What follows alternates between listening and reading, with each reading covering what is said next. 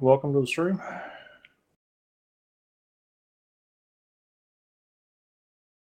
Is yours on there yet?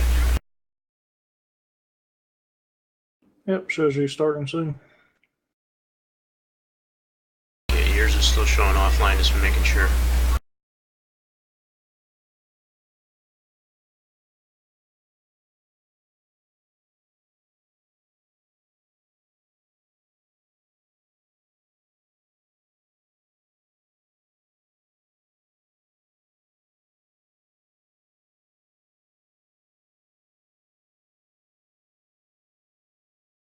Hello, TPIR.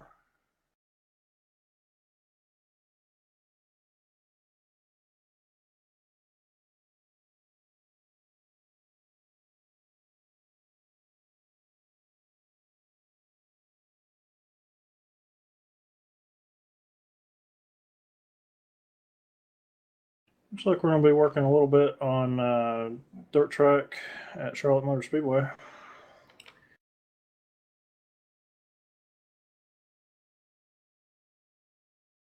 Looks like I'm going to be working on the main grandstand, finishing up some mapping and painting of the texture.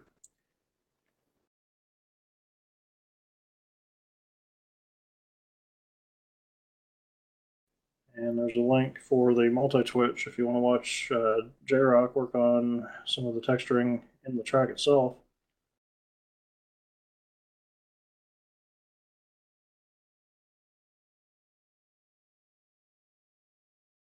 Yeah, I'm sorry, I'm a little bit slow here. Just making sure that both feeds are working right on the Twitch, the multi-Twitch. Okay, we both got the same version of the track, so we're both working simultaneously on the same track. Obviously, different things. James, like I think you had pointed out, you're gonna focus on doing the main grand.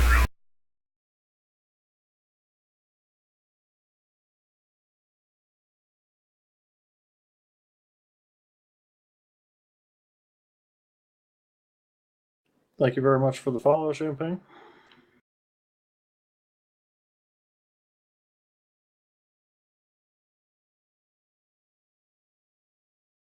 And thank you very much for the follow, TPIR.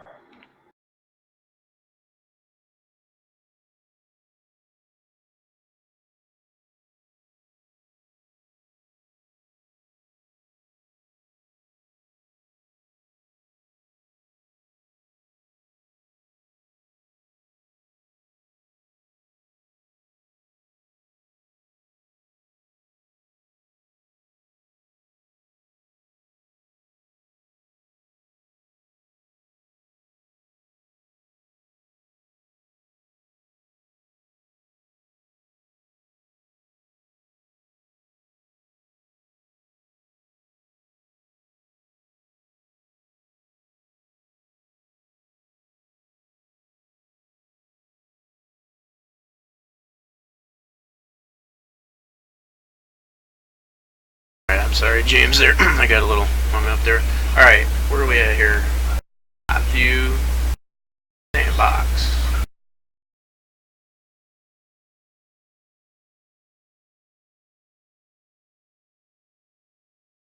Okay, you had laid out some textures here, I guess, as a placeholder, so we didn't have to look at that ugly looking white.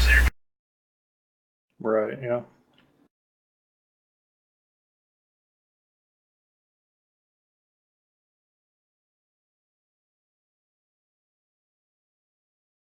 Alright, so here we are. If you might have already said that, so if I'm stepping on you, I apologize, but this is a scratch-built version of the dirt track at Charlotte. As you can see, we have a section of the full track, the big track out in the distance there, as well as a couple other items. Over here, we need to work on that area yet. That opening right there happens to be the entrance to the pit road.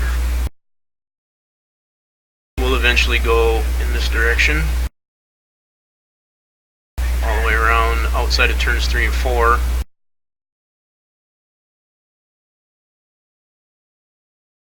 And there's the exit. This main grandstand here is what James is currently working on, coming along nicely.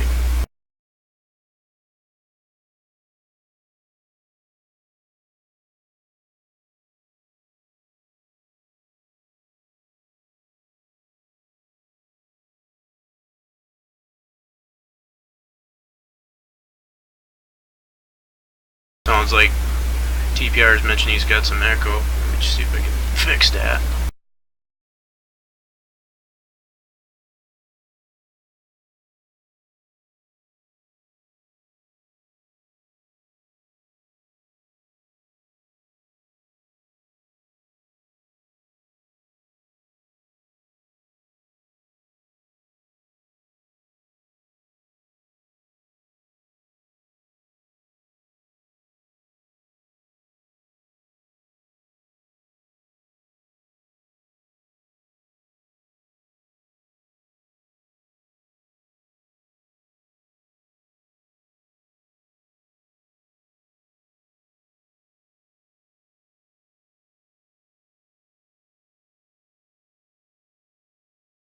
Okay, let's see if that fixes anything there. I don't know. I'm not sure if it's both of us having the mic open. I'm not positive.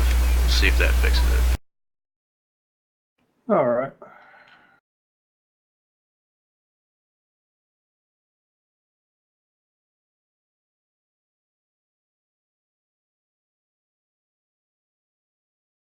Okay, where was I? I'm gonna try reapplying these textures here. Obviously, like I said, these were just somewhat crudely placed. I guess just to get something down there as a placeholder.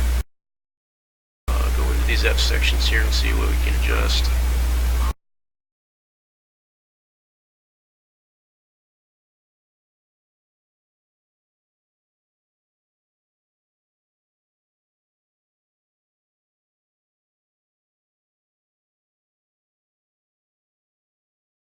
Just a heads up, looks like your stream's about 10 seconds behind, so.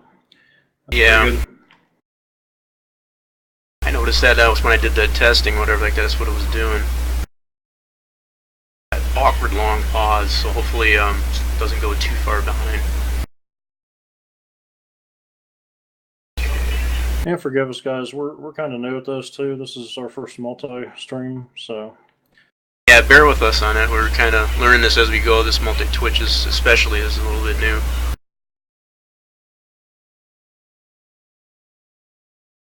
Okay. This dirt texture here, I think this is the one we talked about earlier, James, about the red dirt road. Is that the new? Was one that wasn't currently in there, is that right? Correct, yes. Okay.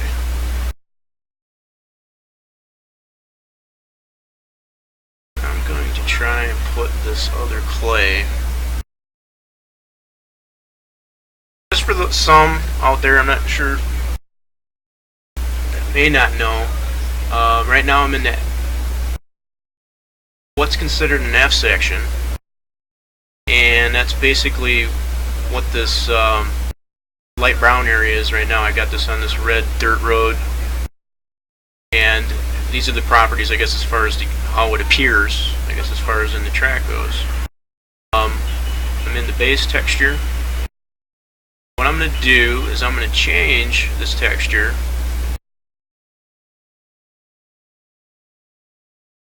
one that's currently not used, which is this clay. You can see it changes in that view, but it doesn't look quite right. So what I'm going to do is change the properties, how it's skewed.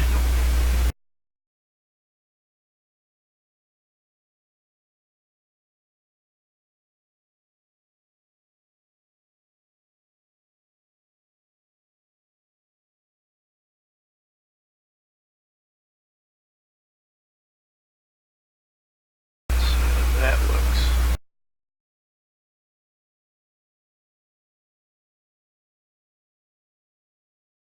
That don't look quite right. See how he's got the apron there.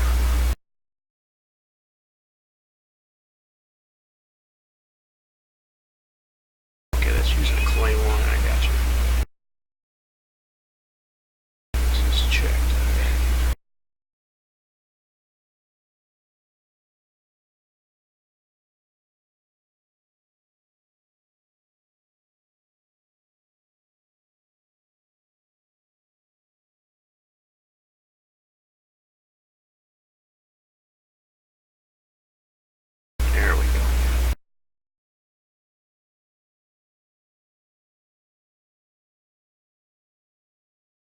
you can see the differences between the two different textures.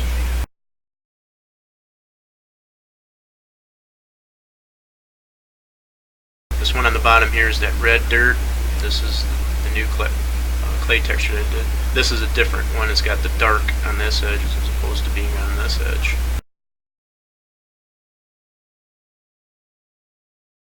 Oh yeah, I see what you're saying there.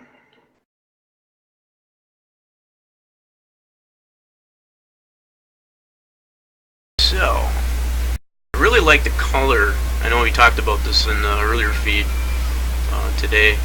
But I like the color of the red dirt, this one right here, as opposed to that. So if I can apply this to this one I just put, that would be awesome. Yeah, and that side by side there, where you've got one segment, the darker color, it actually kind of looks like the one that I added. Kind of looks more like dry dirt. Right. Looking at some of the, the actual pictures. In fact, I can bring those up. We were looking at that earlier. And this is some references that we go by.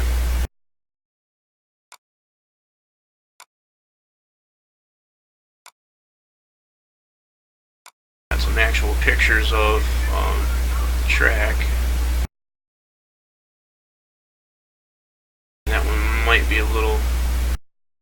That's picture that I have up right now, James.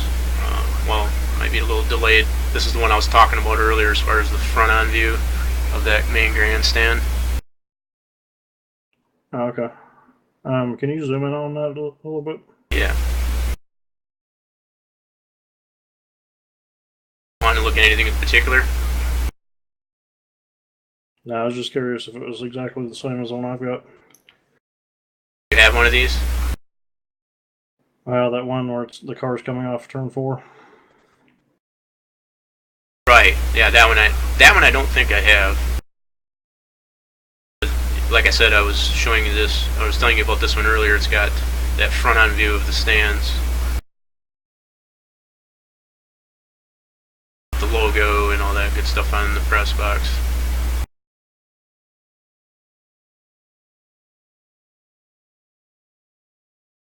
If any time, anyone who's watching out there, I know we got TPIR out there. If you have any questions or want to see something that's specific, just feel free to chime in. Is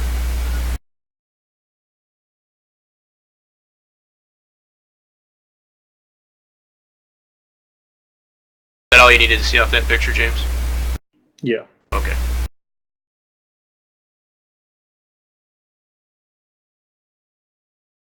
Alright, I was looking for... Here's another one I just got. Now see, this is what I was talking about, how it's got that really dark on the bottom there. That's almost the same as what you got already. But that lighter texture that has the dark up against the wall.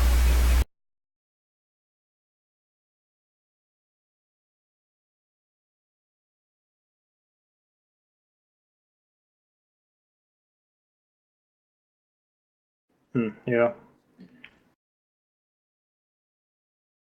Oh, wow, you can really see those drag strip grandstands there. Right, and that's one of the reasons he had given me that one.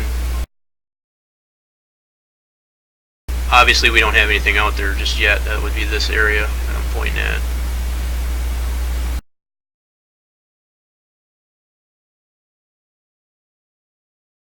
Yeah, I'm thinking if I can adjust that, either that red dirt that's lighter, and or the one I just applied, I think that would give us a nice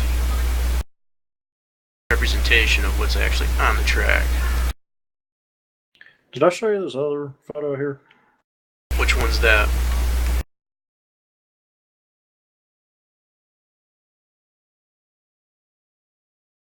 Just the amount of vehicles and people around the racetrack. I know you had showed that Street View in Google Earth. Yeah, that was kind of crazy. You know, just the stuff that's out there. I mean,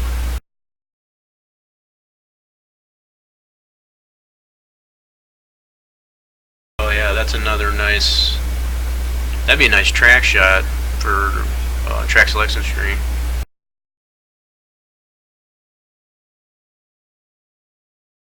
Wow, that's cool.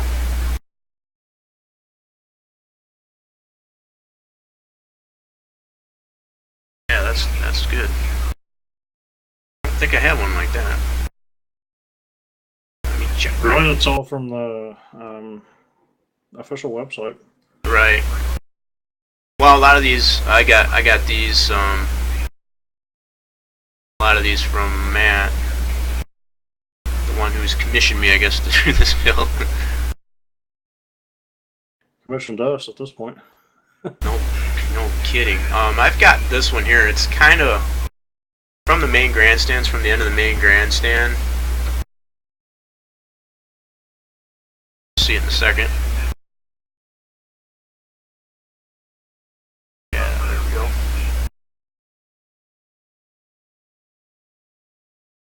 Kind of warped like in the center because I think they kind of did that fisheye type of deal. Yeah, that's cool. We had initially thought about using something like that as a track shot, but there's really no one in the stands. There's nothing going on in the track as far as race action. So, but you can also see the drag strip in the field there in turns 3 and 4.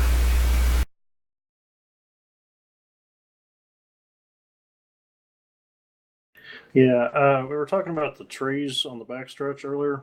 Yep. I was trying to describe the zigzag line of how to create that look. The other object that uses that same method would be long objects of people on the infield. Okay. That's not really a zigzag though, right? Are you just talking about being staggered? Give me a second, I'll show you here in Photoshop. Roger. Take this clay.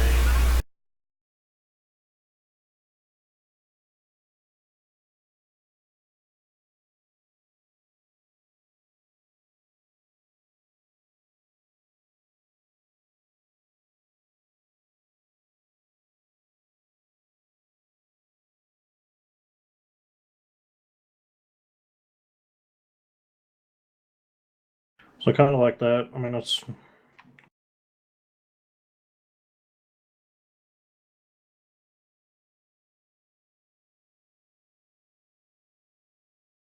Oh, okay, you just drew it out. Yeah, I think I've seen that. I've seen that like at Bristol and that too. Yeah.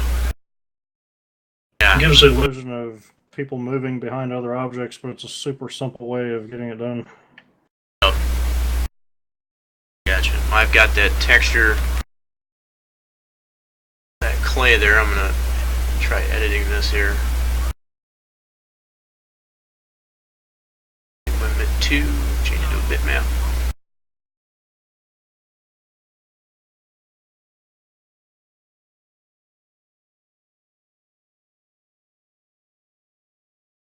Okay, made that as a bitmap. Open that up and I'm gonna try paint shop. Paint shop sounds good.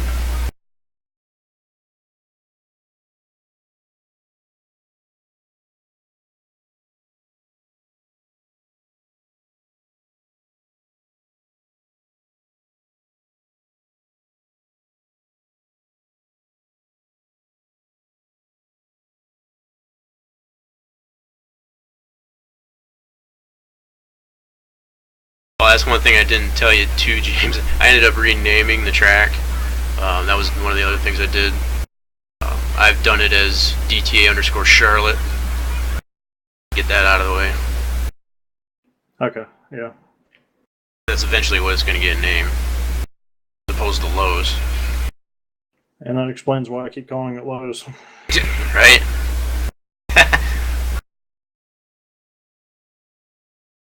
Okay, here's our texture. Now I need to open up that red dirt.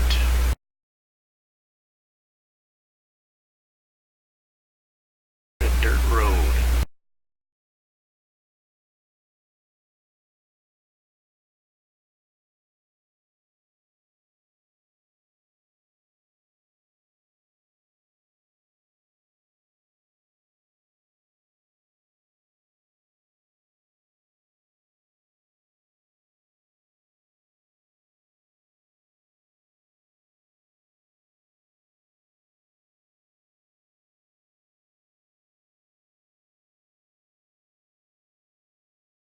try and put a different color, or do a color layer on this thing as adjustment layer, see what happens.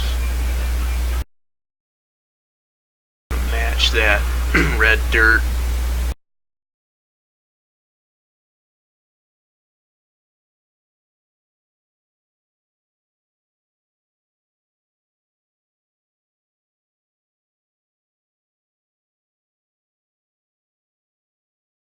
Let's see, I get a better idea.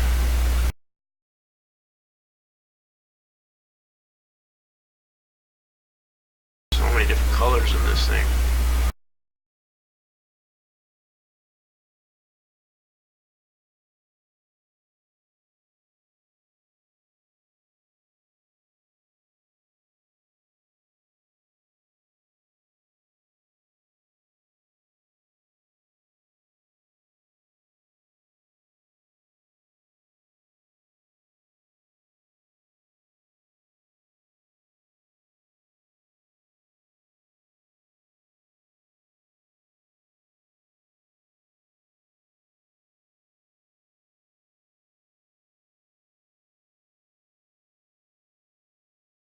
Seems like Twitch chat has been working more today than it has been the last couple days. A lot of the big name streamers were having issues. Well, they had some type of a. Someone chimed in with me yesterday about, because I couldn't get on it at all yesterday for a while, and I guess they had some type of an expo for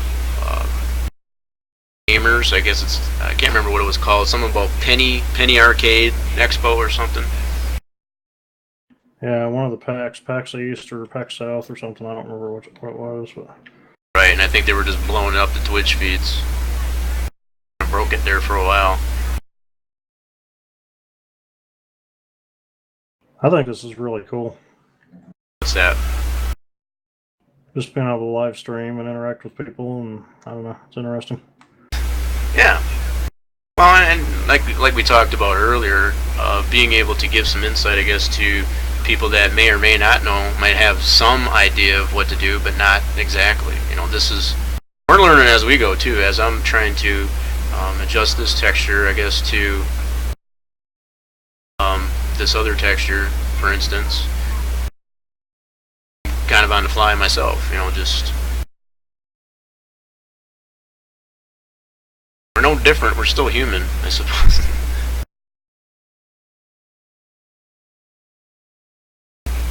I'm almost thinking I'm gonna try something totally different here.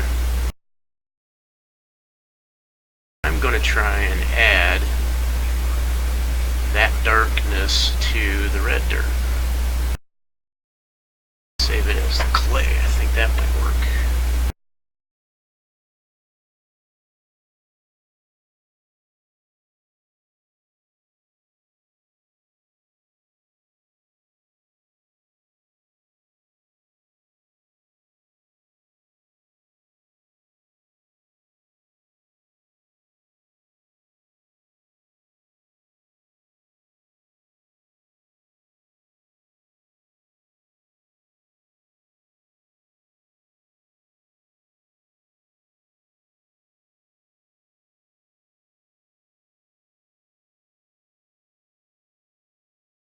Glancing over at the multi-Twitch, it's kind of surprising how little you actually are working on the actual racetrack and sandbox.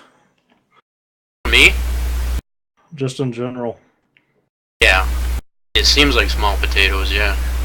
Right now, but it'll progress.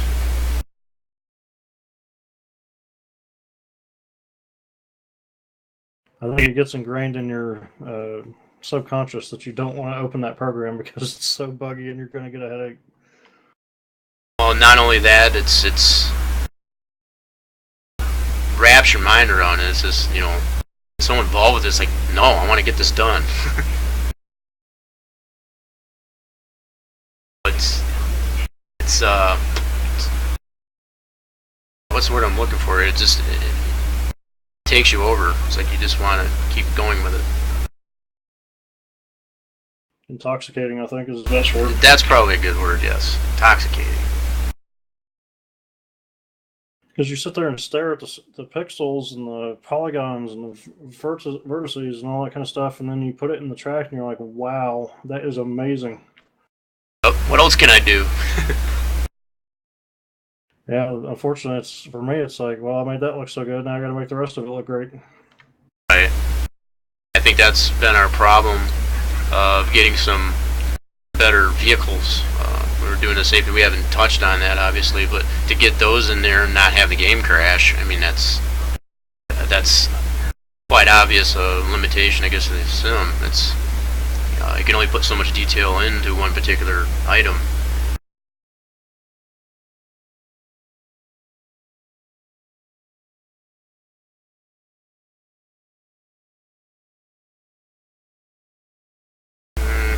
That's not quite what I was looking for. Try that again. Boost up the feather.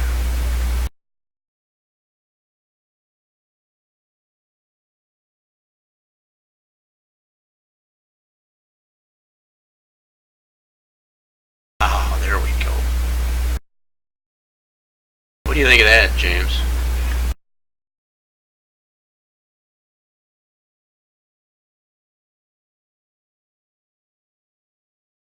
Do you have the original? Oh, yeah, that looks nice right there. See, all I did was I put a adjustment layer on top of the original red dirt and then did a feather so that when I cut out that selection there, it created that gradient on the edge. It looks like the inside or the right there is a little bit bigger than the original, or the other texture that you have on the left side. Is that meant to be? Nope, not exactly. And now that you mention that, I'm going to fix it.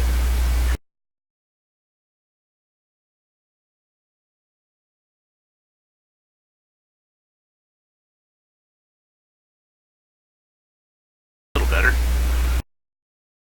Try a little more.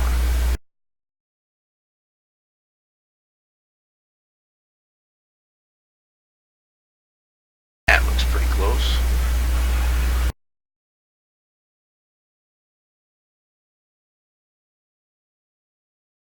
I'm satisfied. What about you? Yeah, it looks good. Alright, I'm gonna try this one. I'm gonna button this one up.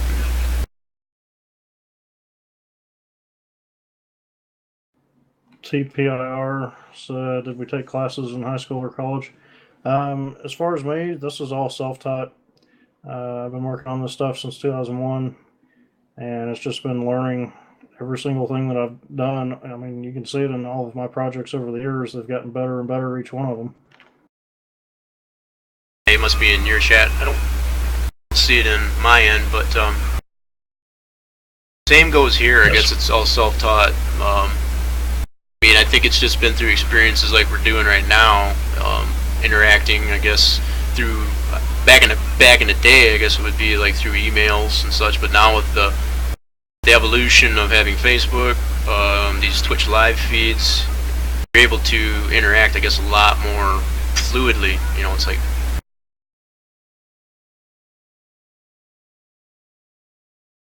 it's kind of like networking on steroids.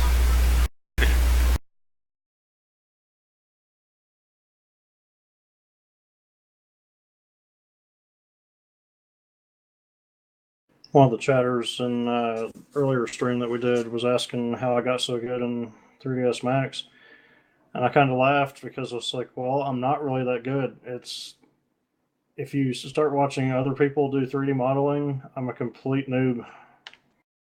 Right. No, and that's the thing. It's like, you know, I don't even think some of those better, you know, the ones that you watch, I guess that consider to be quote unquote professional, even think that they're that good. You know, it's like everybody, you learn something, I guess, as you go along. It's like there's always something new.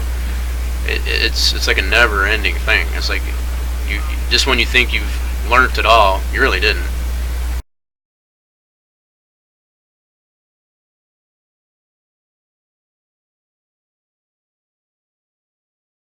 Alright, I got my new texture here, so I'm going to create a MIP for that. apply it to the track.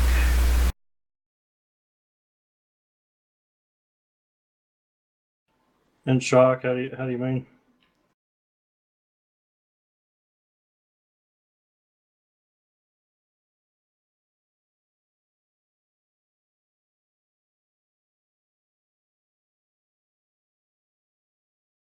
In shock, he says? Yeah, he said he's just in shock right now.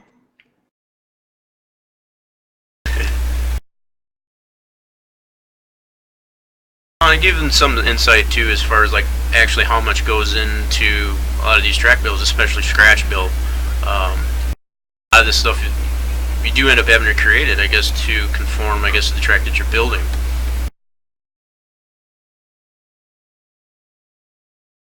Not sure why it is, but I cannot see what he's chatting to you on your thing. I don't know if that's a privacy thing or what. It's good he's asking you. It's available on the multi-twitch on the top. You can click on which chat room you want to be in. Right, and I see the two tabs, but then when I go into yours, I don't see anything. I tried refreshing, but it didn't do nothing. That's interesting. It is interesting, so that might be a flaw of some sort. Maybe it was just the fact that I put your Twitch. I guess I put yours first. I could have put it either way, to be honest. Just curious. Say something in your chat room. I want to see if it shows up on mine. Yeah, let's test that.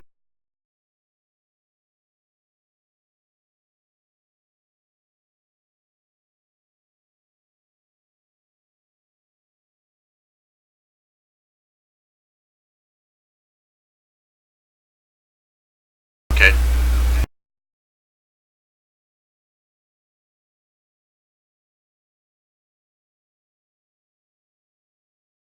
Show up in yours? Not yet, no. Yeah, I think they might be somewhat privatized on that, I think. I'm not sure. Why would they put the tab there? I'm not sure. But...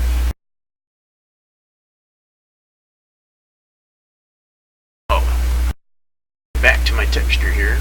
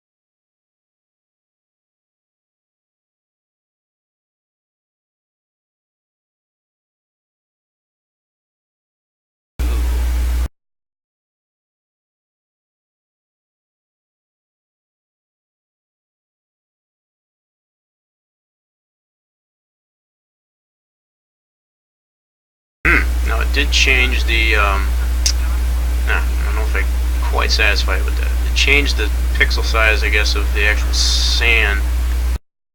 Different orientation. Have to work on that.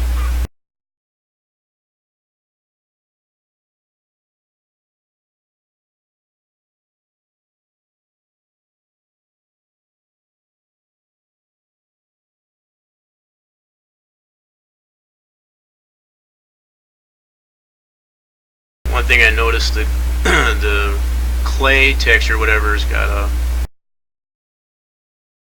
a map of a 3,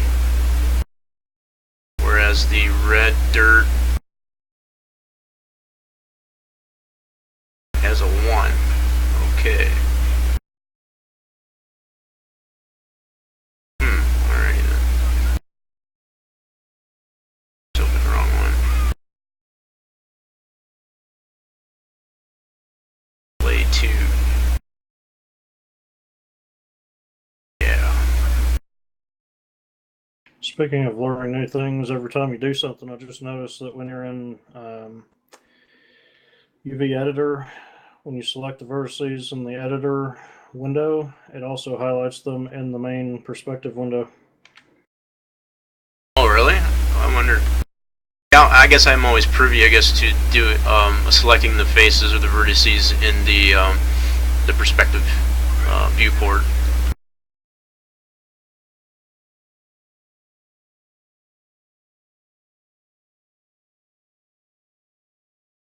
Yeah, that's interesting to know. I'll have to check that out. That would have been nice to know. Well, to be honest, I thought that's the way you were doing it earlier. Selecting them in the UVW map window. Yes, but also highlights the verts that you just selected in the main perspective window. Viewport. Yeah, that's interesting. Yeah, it's good to know. Okay, good luck on your race, TPIR. Oh, he's got a race? Yeah, he said he's going to leave the window open and check back later. Roger that.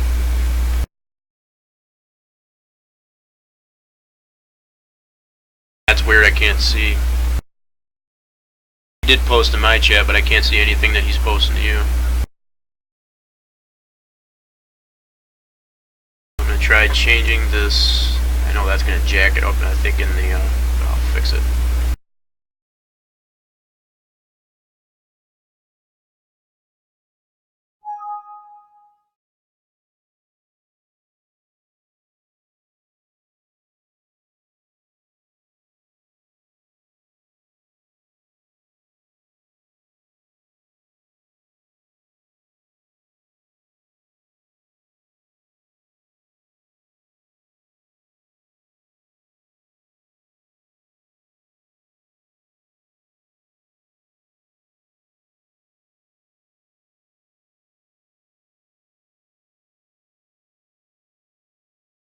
Right now we're getting closer.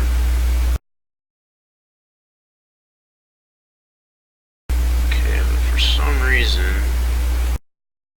I've got... I wonder why it's doing that.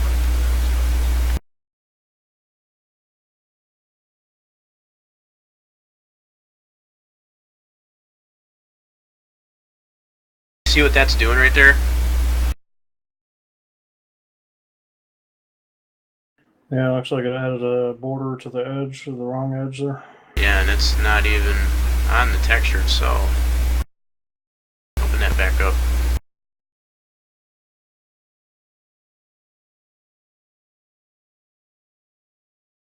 So here's the MIP. Oh, I think I know what it's doing. It's very on this, like this edge here, the top or the bottom.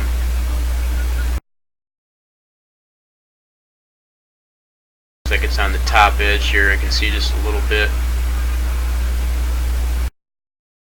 Yeah. I just gotta get that out of there. That's easy enough.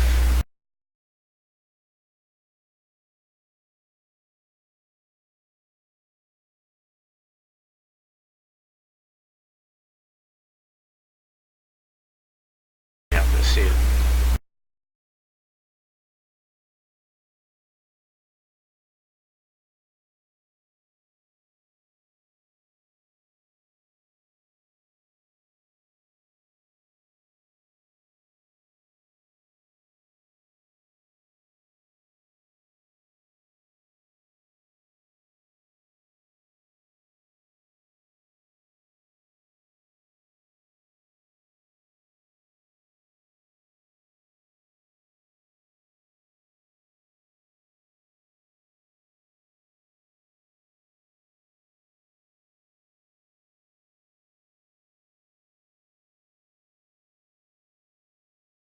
Let's see what that does.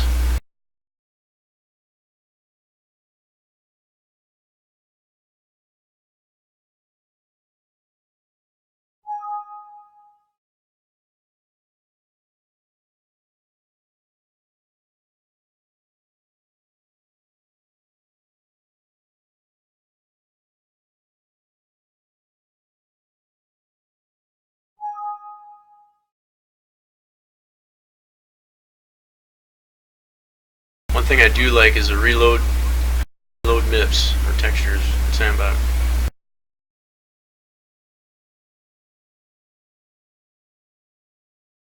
I don't think I've ever used it. It's still got a little bit there. A little better. Fixing some more.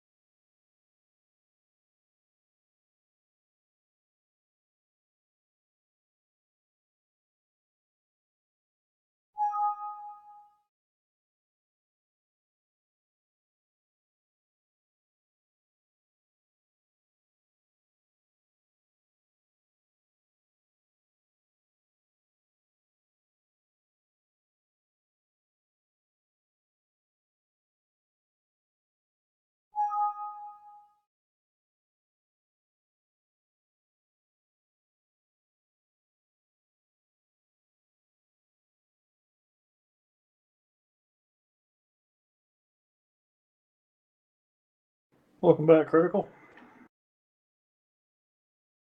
Critical came back? Yep. Good deal. Yeah, that didn't turn over right either.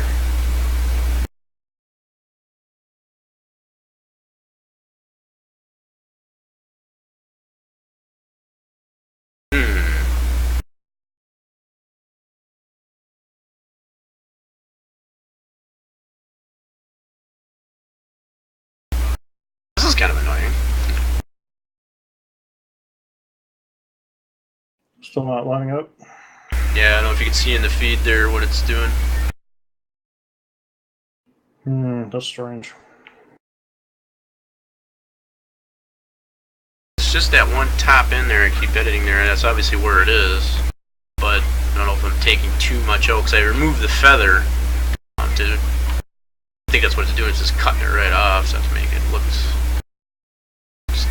bad like that. Try something else here.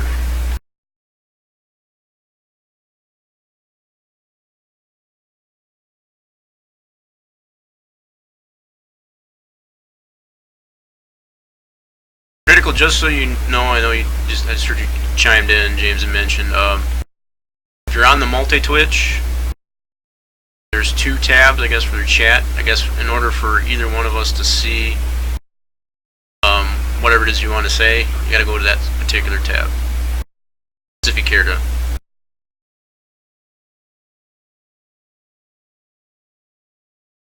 I think it's probably easier just to read out what they're saying or try to bring the other person into the conversation.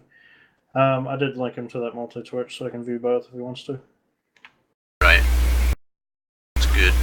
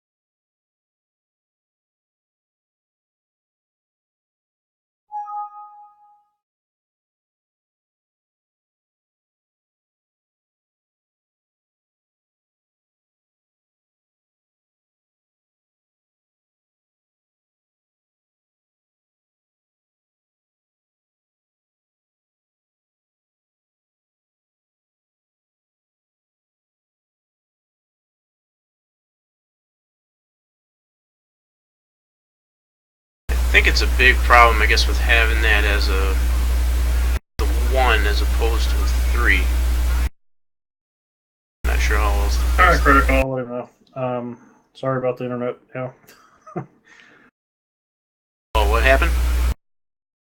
It says to make sure you change your title to game development or listed under a game.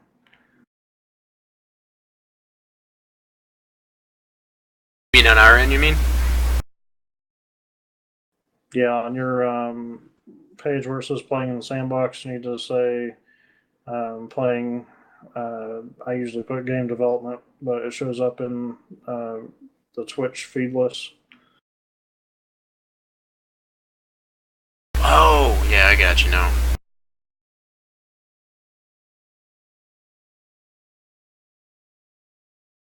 In actuality, Critical, thanks for stopping by. in the multi-Twitch there, it doesn't even show that title.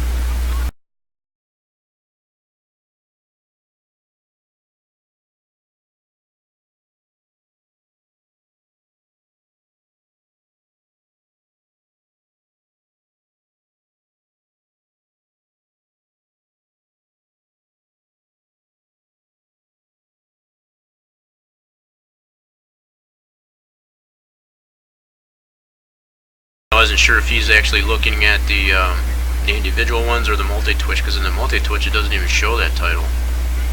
Does it on your end? No, he said his internet was not able to handle it, but he said that your stream was not showing up in any of the Twitch lists. So Because I had posted that link to the SPP one earlier. You said that wasn't loading, or the multi-Twitch? no. Because when you search for like game development, you can follow genres. So you want your Twitch or your feed to show up in those lists, you have to change it to whatever you want it to be in. By the title? I guess maybe that's where I'm a little dumbfounded there. What do I need to change that? Yeah, so mine says NASCAR 2003 mods and more. Racer James76 playing game development. Okay, I'm gonna just look at that right now. Make sure you don't show your control panel on your feed.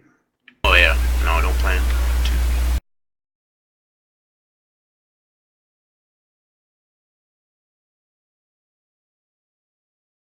to. Is that just under the edit there, James? Yeah, edit title. You start typing game development and then it will pop up in the list. So where it says playing, is that what you put? Yeah, just start typing game development and then it'll pop up like a hashtag. Ah, good to know.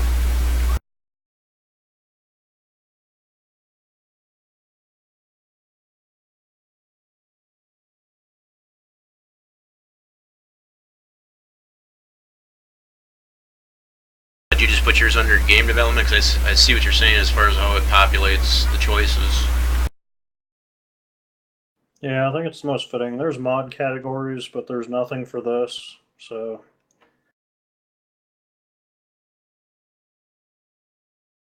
Okay, I'll go with game development. Did you put Enter 2003 or anything in that? no. Okay.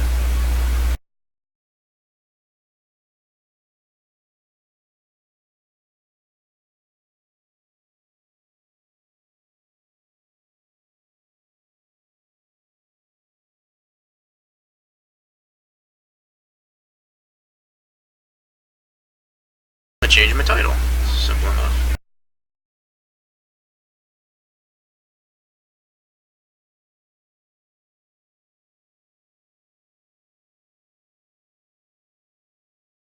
Oh, good grief. This texture is so big that it's downloading like 56K. Oh, did you textures? Yeah, I haven't seen that in so long. I was like, why is there a scroll bar if the texture is only half the page?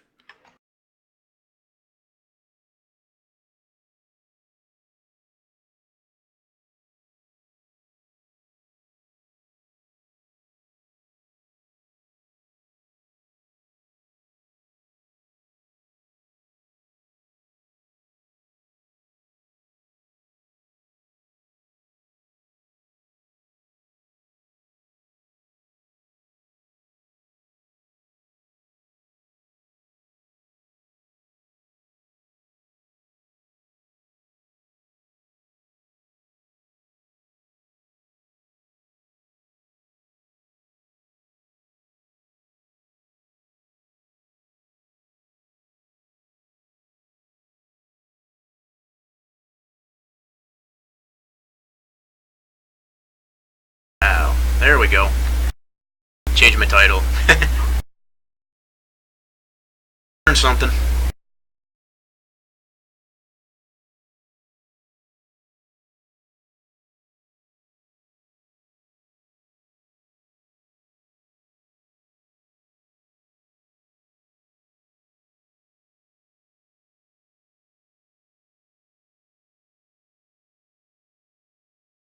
What texture were you downloading anyway?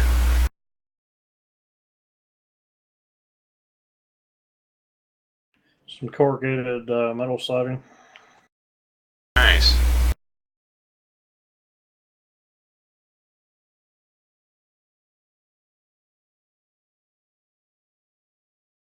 Okay, now to get back to what I was doing and fix this texture.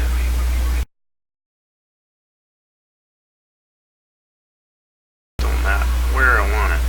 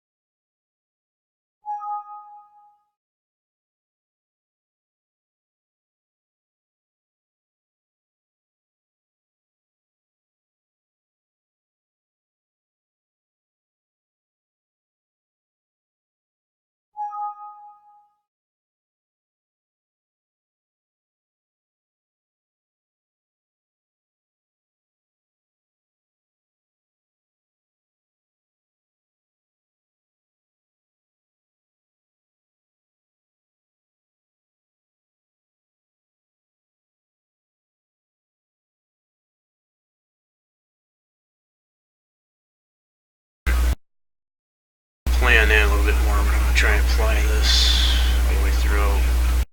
It'll work, it's just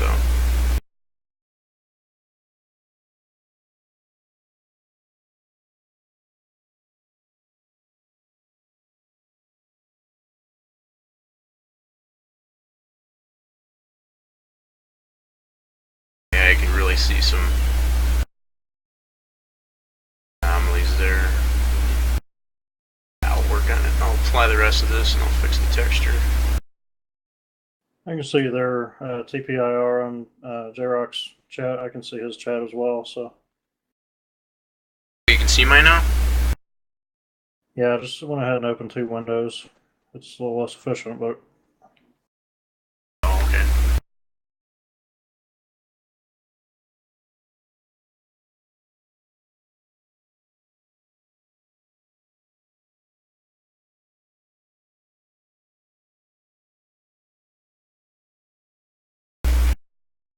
I know I'm typing in there, I'm just making sure you can hear me alright.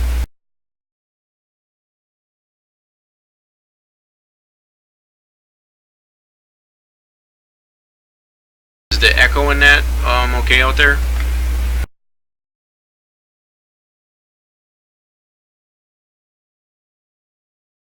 Are you going to race somewhere?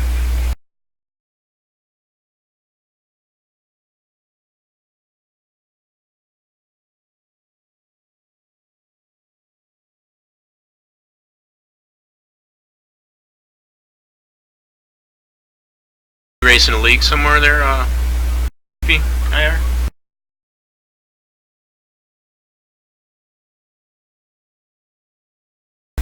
Lee, is that Brenner 2003?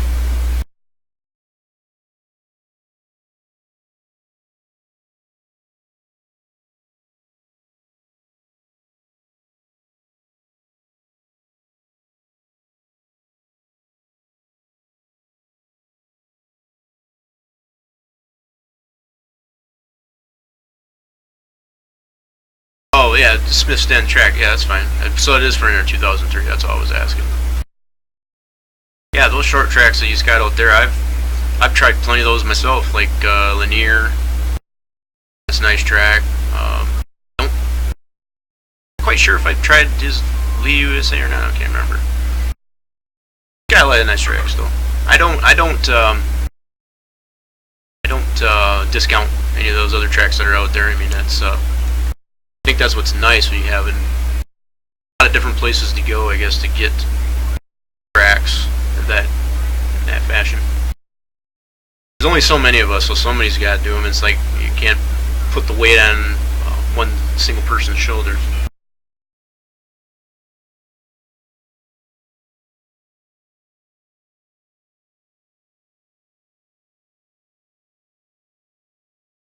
Right.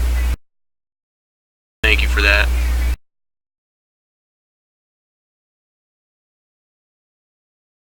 Let me know about the delay. Sometimes lose sight of that.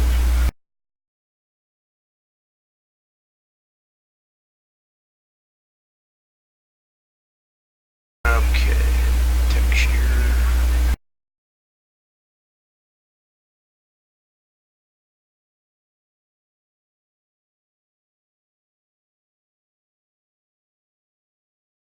I know this is not going to turn out right. This I have to adjust this F section, but let's see.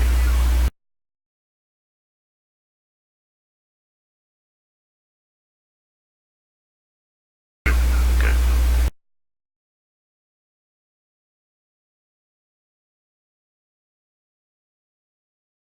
I know you get used to using that copy forward feature as far as like going from one segment to the next there, James. Yeah, guilty. Yeah, I've gotten myself into trouble doing that because there's sometimes some sections you didn't mean to put. See, like right now we've got it as a grass property, racing surface. Sometimes it needs to be apron. Yeah, so I'm privy to go segment by segment and apply it individually. Yeah, that's another option.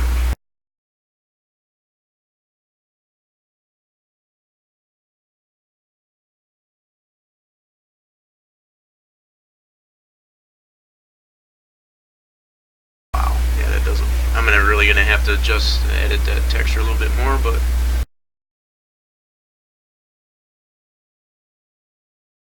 Well, we appreciate you hanging out with us, Critical. Is he off to the races?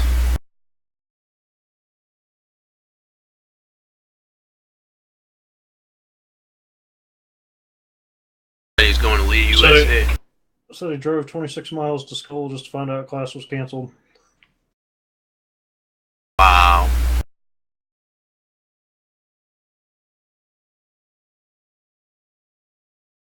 That would stink. Well, hopefully you come back. There'll be some more of this stuff. Hope you found it useful.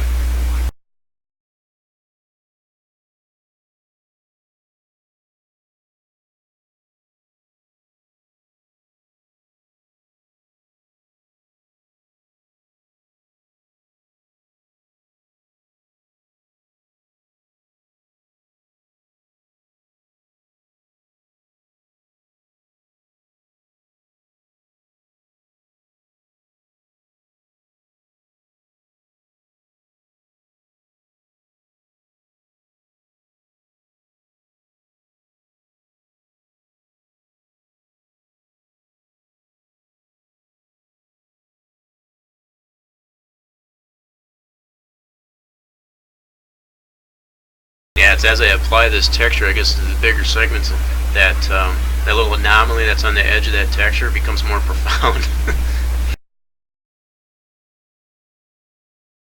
Yeah, Critical probably, I'd say maybe 9 o'clock, 9:30, maybe 10 at the latest Eastern.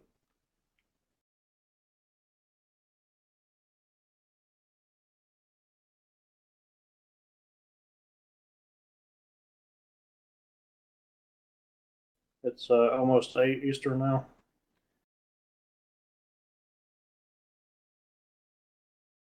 My flash just crashed on my feed. That's been doing that for me a lot lately.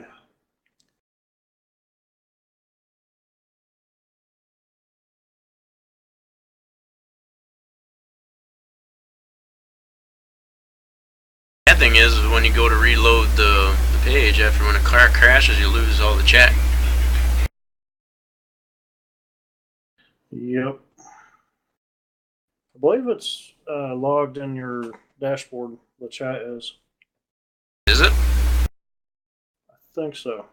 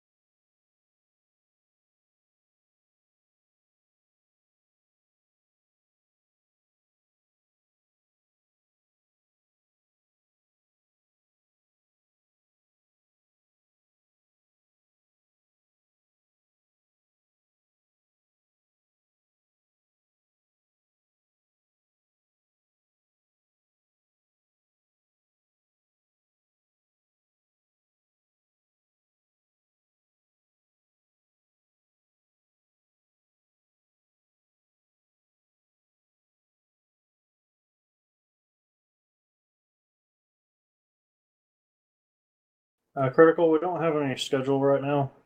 It's something that we'll work on in the near future. You can follow me on Twitter. I'll post that page here or that link here in just a second. Yeah, I also have a Facebook fan page. I'll be posting on there, I guess, whenever I'll be feeding, either with or without James. Post that link.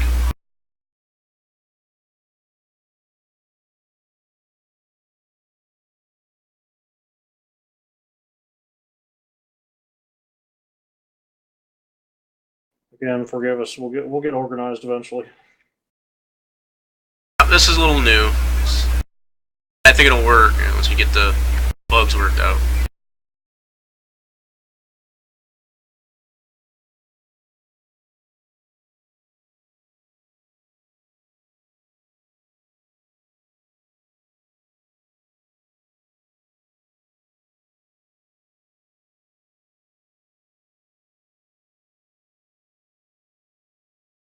Oh, you found me on Twitter? Is that it or J-Rock's link?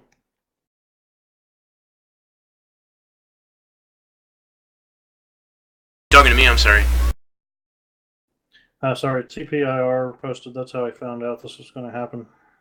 Yeah, I posted on the SPP fan page. Facebook fan page. Okay.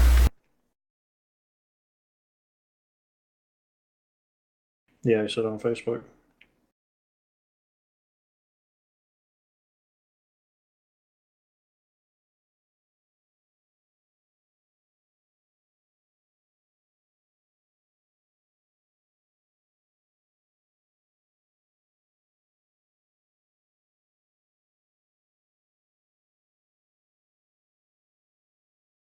Yeah, I posted on my channel, Twitch channel, whatever, the link to the SPP fan page. If you care to like it, if you have already, then you should be able to get notifications of any future feeds.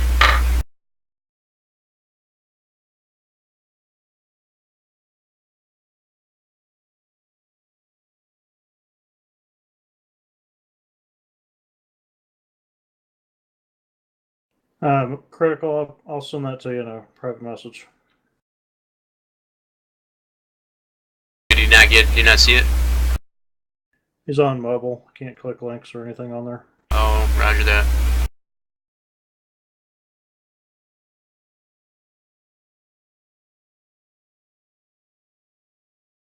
I'm curious to see how that looks on mobile, actually. It's pretty crappy, to be honest with you.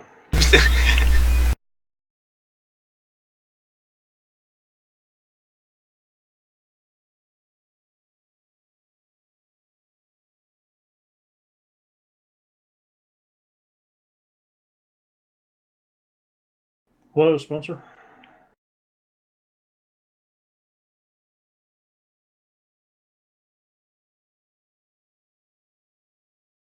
Get another follower?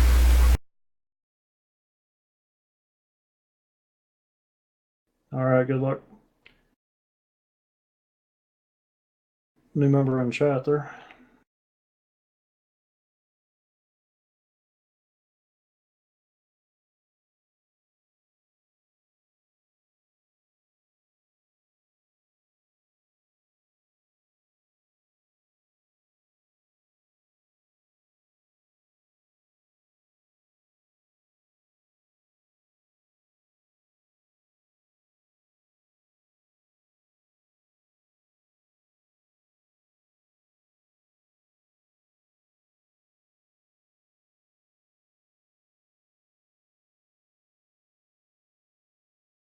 In case anyone that's just joined might be wondering, I guess, what it is we're working on here. Um, this is a scratch built track for NASCAR Racing 2003 simulation of the dirt track at Charlotte. Currently, what I'm working on is the geometry for the track itself, and James is working on putting together a main grandstand object. I think right now he's in the process of mapping that particular object. You can also check out the multi-Twitch link there that I just posted.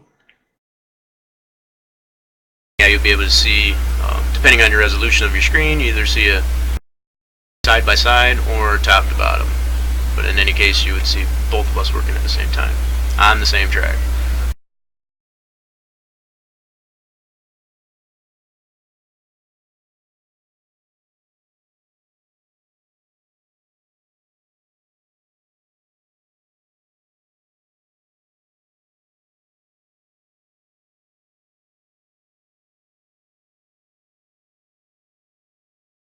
Well, glad to have you.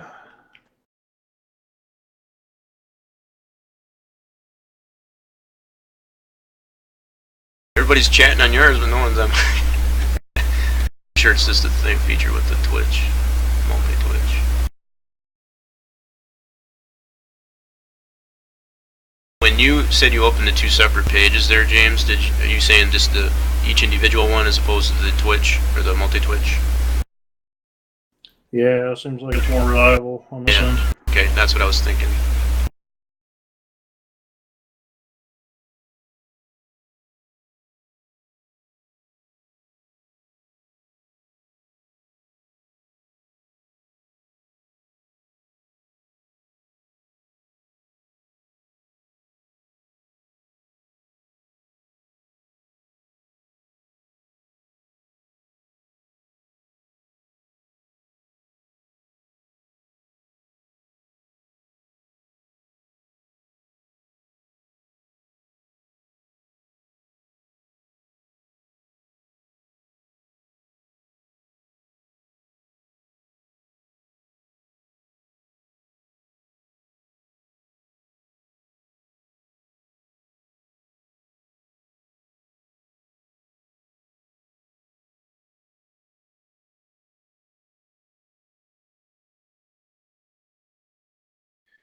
Spencer just posted that you can only chat in one room at a time, and so because my name is first on the list, it's defaulted onto my chat room.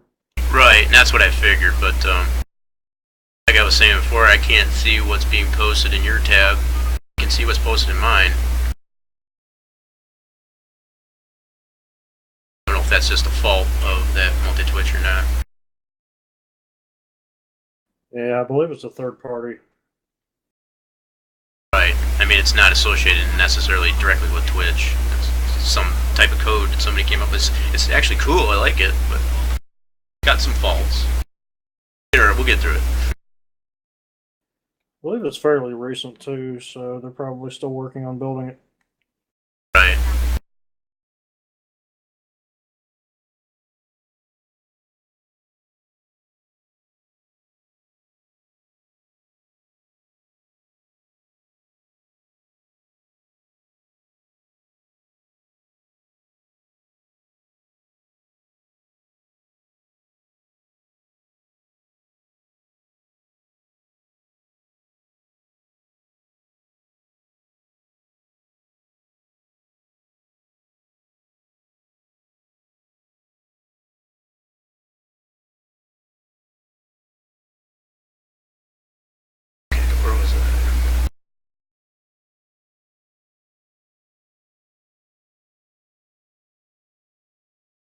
See, and I'm not even sure if if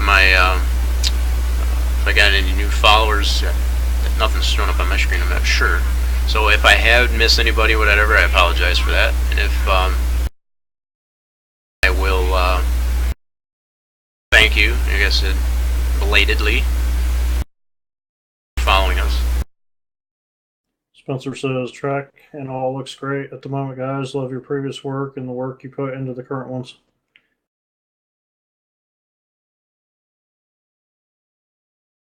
Sure, he's giving you kudos. Sounds like he's giving you kudos, I guess, for helping me out on some of those other tracks. All right, Spencer. So you just followed both of us. Appreciate that very much. Thank you. Yes, thank you.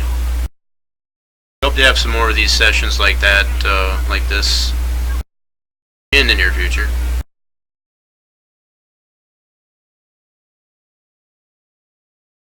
Ah, there we go. There's a notification on mine. I just seen that. I have no idea if mine's working or not. Like I said, I will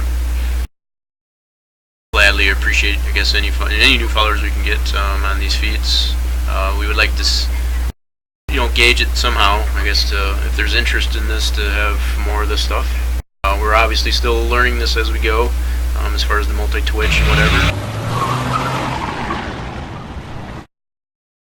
Oh.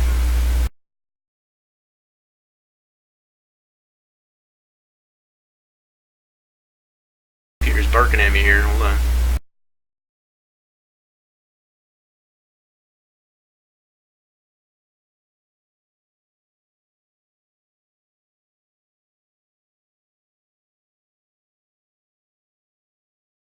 Oh, okay. That was the follow.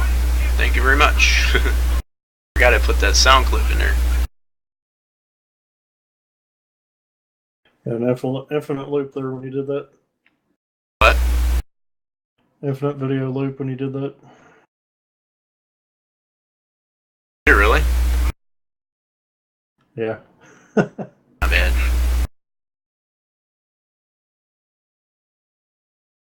Surprised it even came up, I guess, on there. I don't even have the feed on the main machine here. Good to know that it works, though.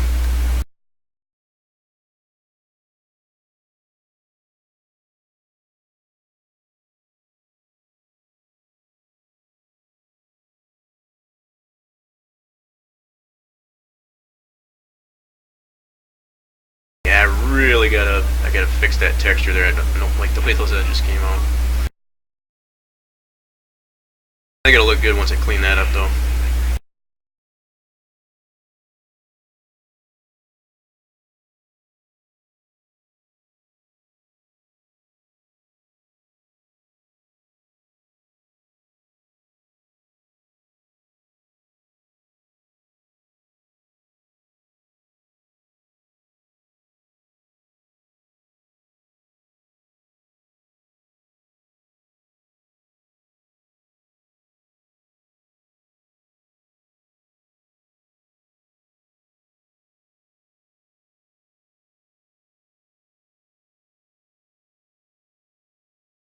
Yeah, if the notification doesn't show up, I'll just say thanks for following as well.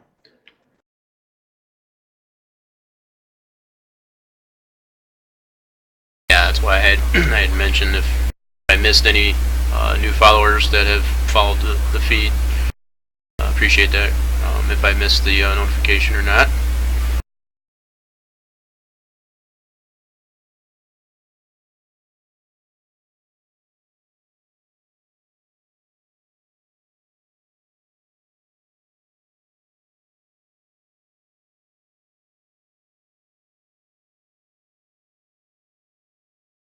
And I'll say once again, if there's any questions anybody's got as far as what's actually going on here, feel free to ask. That's what the chat's for.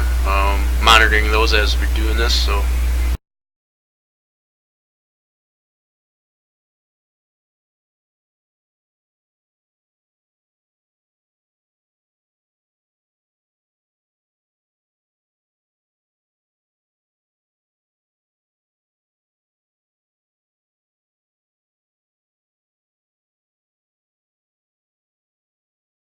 Yeah, dirt track's looking pretty good. Like the texture. Yeah, definitely. I mean, I still, like I said, I still gotta fix that edge. But yeah.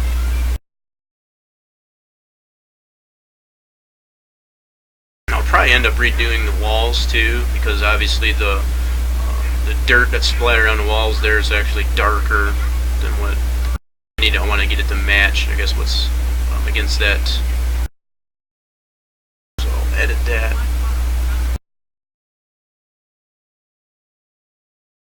I think it'll work.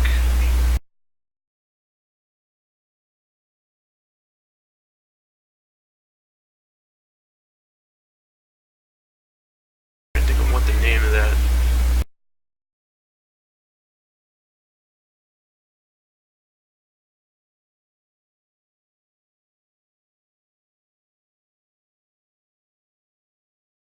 There it is. Okay.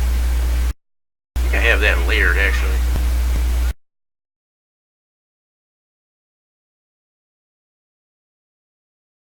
I'm pretty sure I do.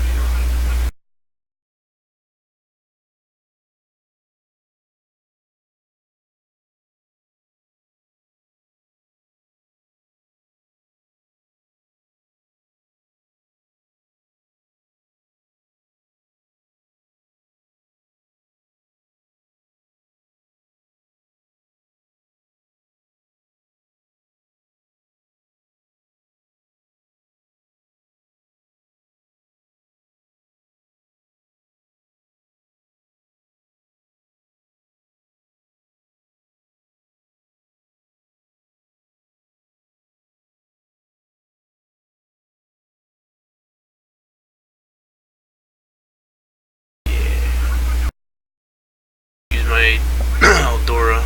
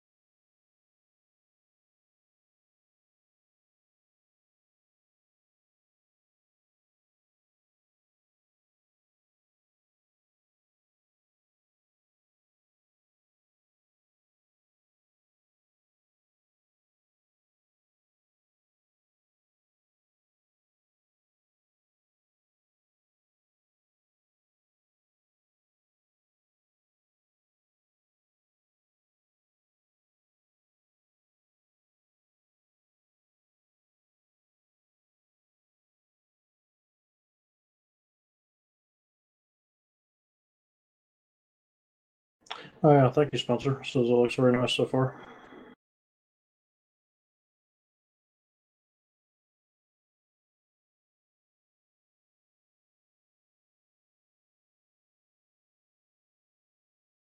It's getting there. It's a slow process, but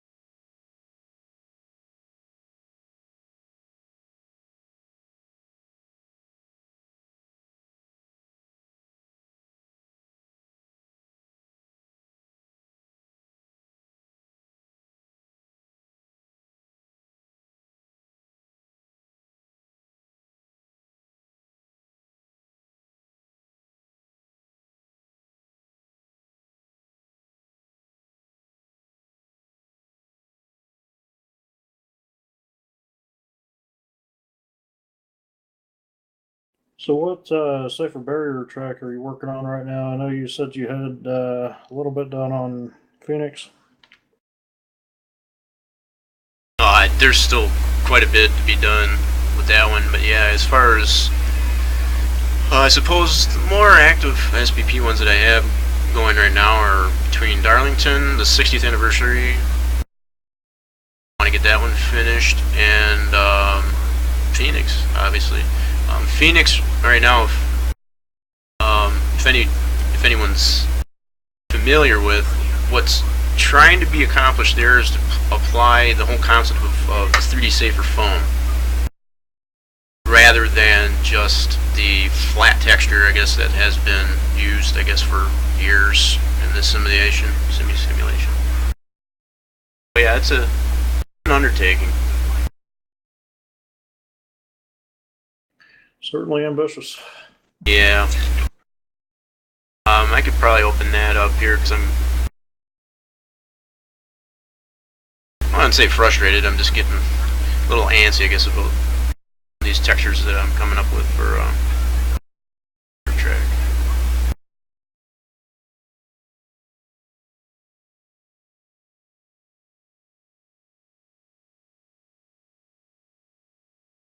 I just opened the wrong one. Okay.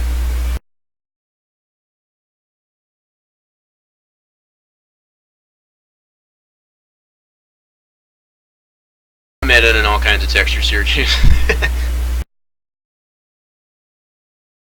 Yeah, my desktop is a mess. Not so much my desktop. I've got the different folders, I guess, for the working folders, so it keeps my desktop somewhat clean. Yeah. We're having to retrieve. Sometimes I feel like that guy on the commercial where his fingers fly off. Yep. Yep. Dang it.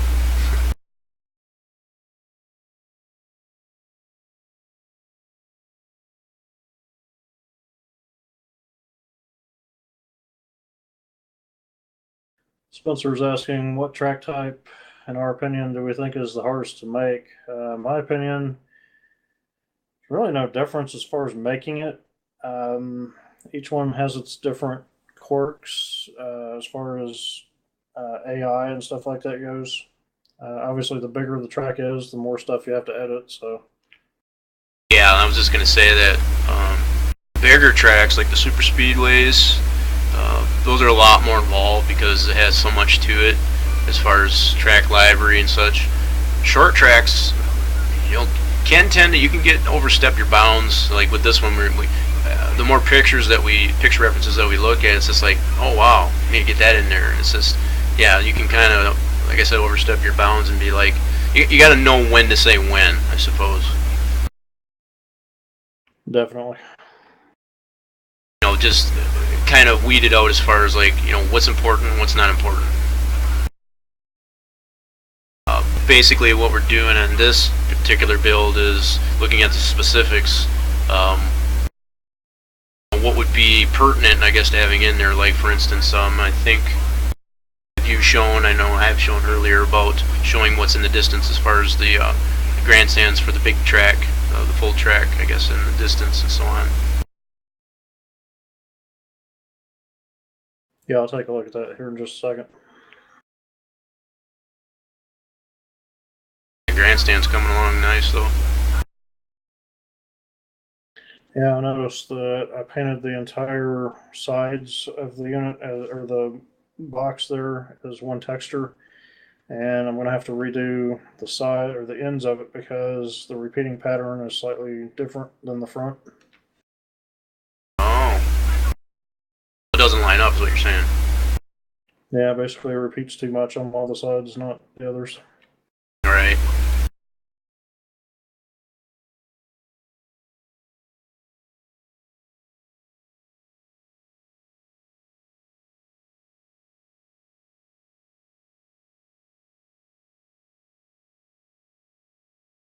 There's really no difference in as far as editing and objects and stuff like that as far as a dirt track versus asphalt or anything like that. Right. That aspect is relatively the same. Main difference, I guess, between a dirt track and an asphalt concrete track, paved, we'll just say, put that generically, is that you have different properties to the racing surface. Can't necessarily apply the same properties through sandbox to a dirt track as you can there, because it's not gonna feel like a dirt track basically. And properties that, and I can show that right now, that we have come to find, as far as track builders are concerned, that work the best is either grass and or dirt in combination, and I can show how that's applied to this track.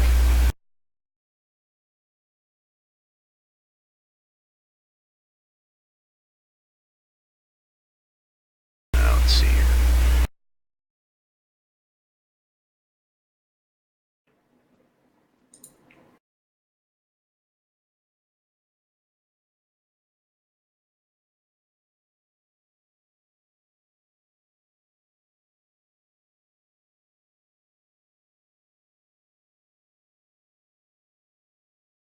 Okay, what I've just gone into now, here, this shows you the different properties that are applied. This green would be the racing surface, which is the property is grass.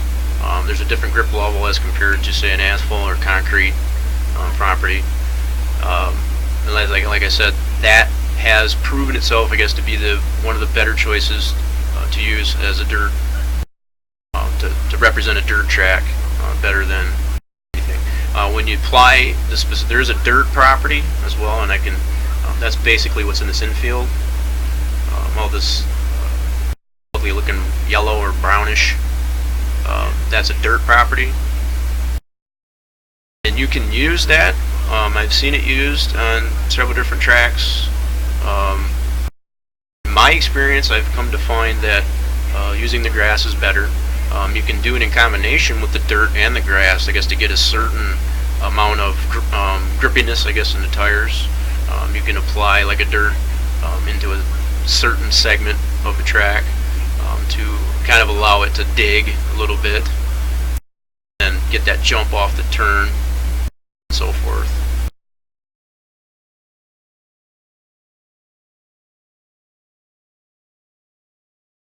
This next view I'll show won't be much to it as of yet, but this next view shows what's defined as the racing surface. This gray area is considered to be the racing surface. That's all cars, as far as timing and scoring goes, that's what's relegated as the racing surface. This in the apron here, that's apron, and all this is yet to be gone over yet. This is all apron near pits. That hasn't been defined. The pits are going to be from this opening all the way around to the exit 4 up to this opening right here at the foot of the grandstands, the main grandstands.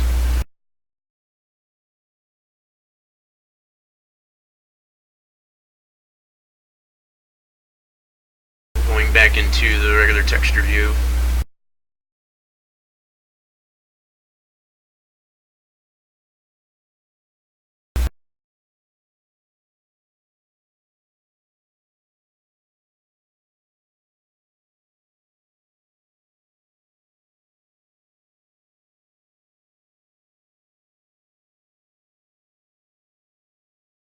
What I'm working on now is creating a different texture to put on the walls that I have in there currently to match the texture that I put on for the racing surface.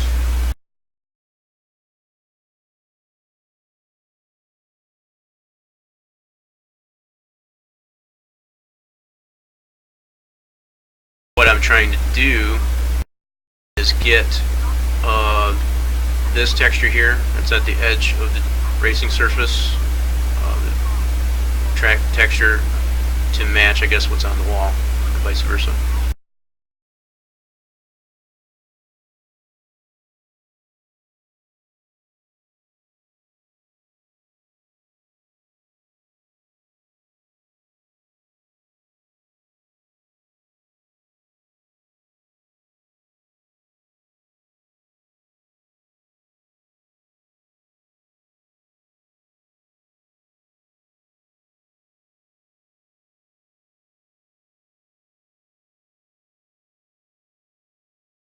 love being able to use old resources or older builds from other builds onto new builds. What was that? Is just saying that I like having resources, I guess, from previous track builds. A lot of this stuff that I'm borrowing from the Eldora build that I've done a while back, and being able to apply it to this one. Oh yeah, that helps. It helps a ton.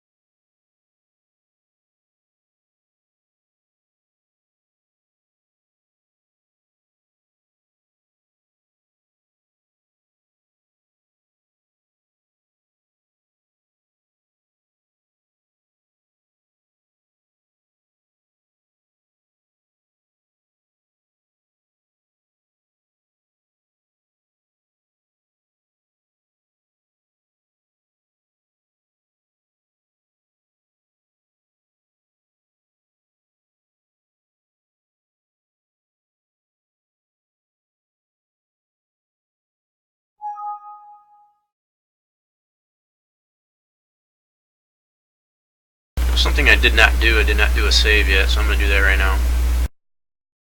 Save, save, save. Yep, I'm just looking at that. I've gone more than an hour.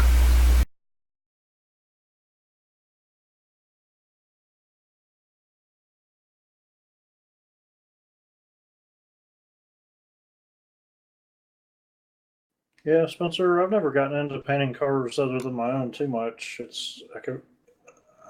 I kind of view it as a completely different skill set. Well, that's for sure. I mean, I think we both, James and I, have painted our fair share of our own cars, I suppose, but not necessarily submitted them to share in the community. But you've come up with some pretty cool schemes on your personal rides. As have I.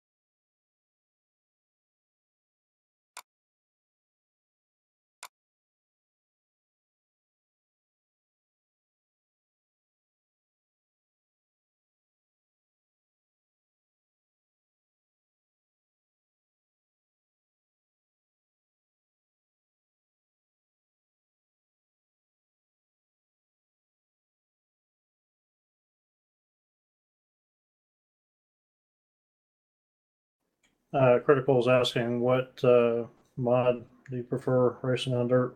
I personally don't race on dirt, so It's funny you mention that because neither do I necessarily. I mean, I've only dabbled, I guess, in the dirt tracks only because being commissioned is the best way I can describe it in doing these dirt tracks. So it's by nature, whatever, as a track builder, you want to test your tracks out. So in my experience, the best mod that I have felt is the best, I guess, for that is the one done by Bullring there. They call it the crates on boxes, or boxes on crates, or whatever it is.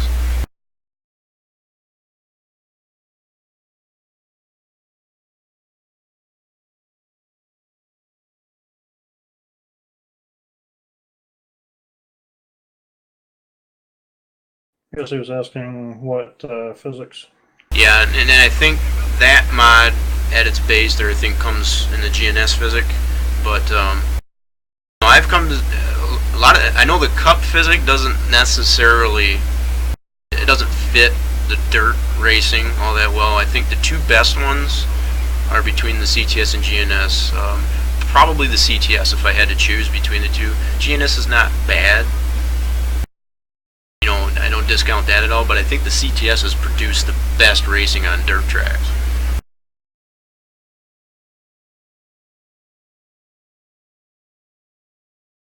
Yeah, and just like you mentioned there with the BR, the Bullring mods that they have there, those are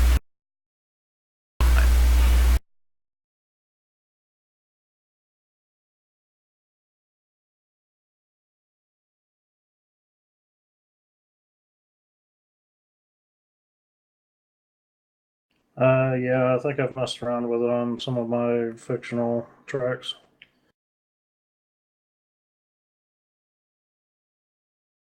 Saying that the cup physics don't always work best.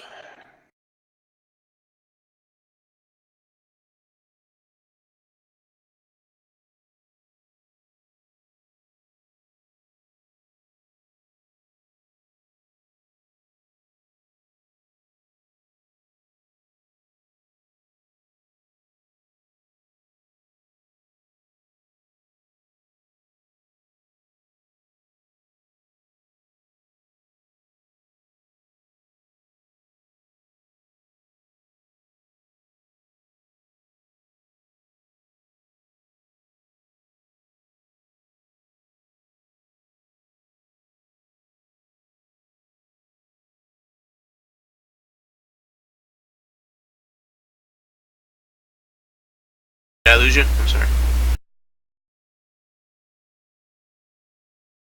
No, I'm still here.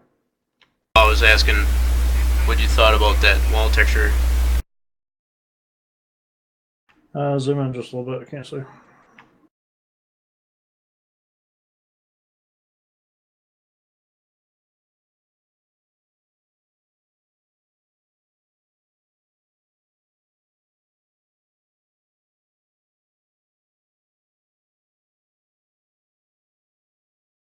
Trying to think. You know what that reminds me of? Those colors, at least from where I'm viewing it, it reminds me of the old Outlaw logo.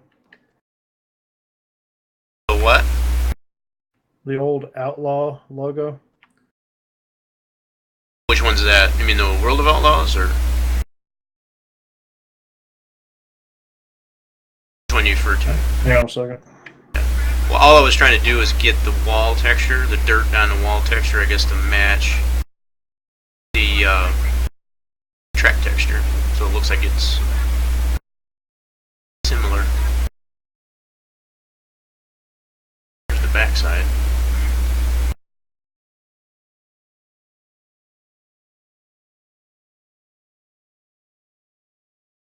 Oops, and I need to lower that.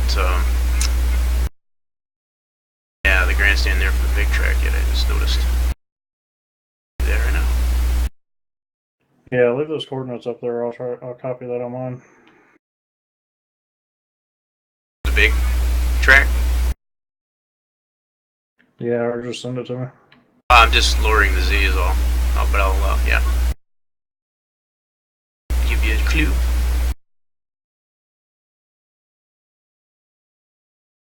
Yeah, there's the logo. I was talking about the Outlaw.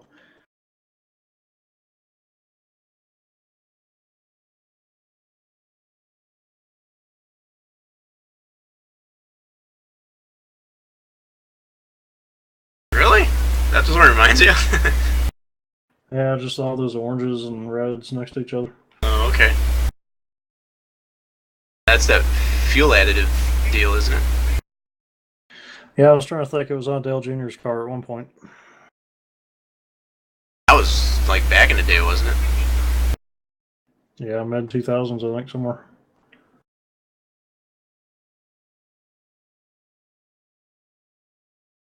Oh, okay. I was trying to figure out what the heck. Okay, where's the...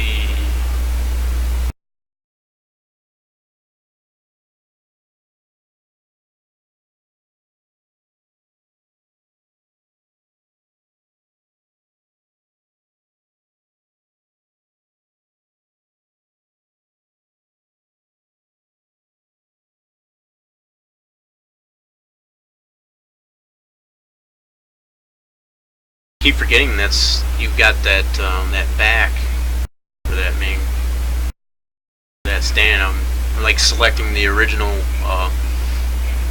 grandstand object that you use to mold that or make that piece. It's like, what the heck's going on? Yeah, really, I don't think it needs to be kept, to be honest with you. No, I'll leave them in there for now, but eventually we'll have to take those out. Critical said, "How much R Factor have we played?" I get into it a little bit. I've tried making a few tracks for it, trying to learn it. It's a completely different process. Oh, that's for sure. I got completely lost in there. If you think about it, it's probably actually easier because you're going directly from Max to the file versus going through converters and all that kind of stuff. But I thought you still had to make like, oh, I guess you don't have to mass it. You don't necessarily have to. I assume you can just put those loose in there like you can in NR 2003.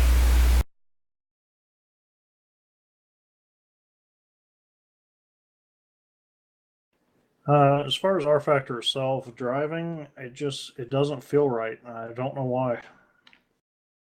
I can say the experience I've had with R Factor and the dirt tracks, that's a much more real feel than it is in NR 2003. That's something that's apples to oranges when it comes to dirt racing and R Factor. Got a much real feel.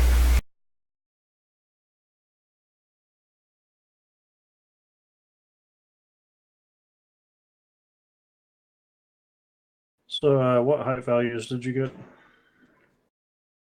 So far on the one there, I used a -3 on the Z. It seems to look pretty good. I'm just double checking it. I think it can go lower actually. Yeah, I'm gonna take it lower.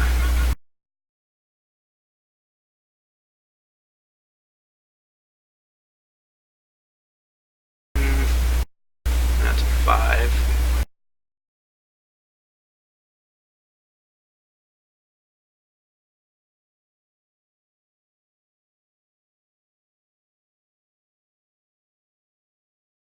Definitely agree with you on that. And R 2003 is better for asphalt racing. You're right. I don't know why these guys that some of these guys in the community and these online leagues that they tend to privy, I guess, to dirt racing in NR 2003, I guess, over R Factor, but they do.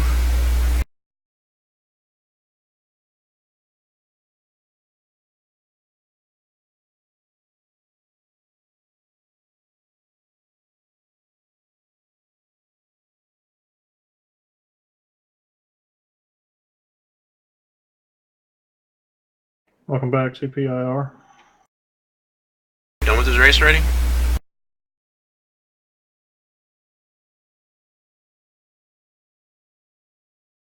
So, first race, first of two. Blazing pedals. Yeah, what it's looking like, James, I think on those two pieces there for that bigger grandstand, the backs, looks like a -5 on the Z. Looks pretty good.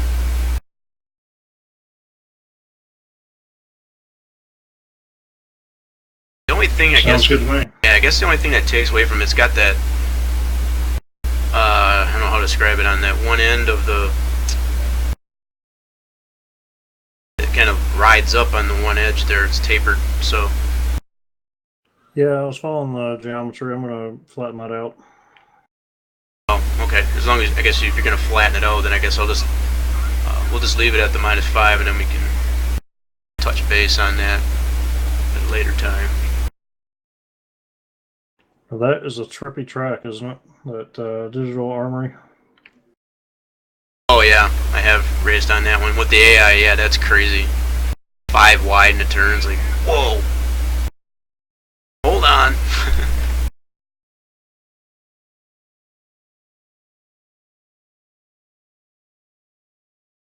Yeah, I gave some kudos to Mystical, creator of that track. Yeah, it was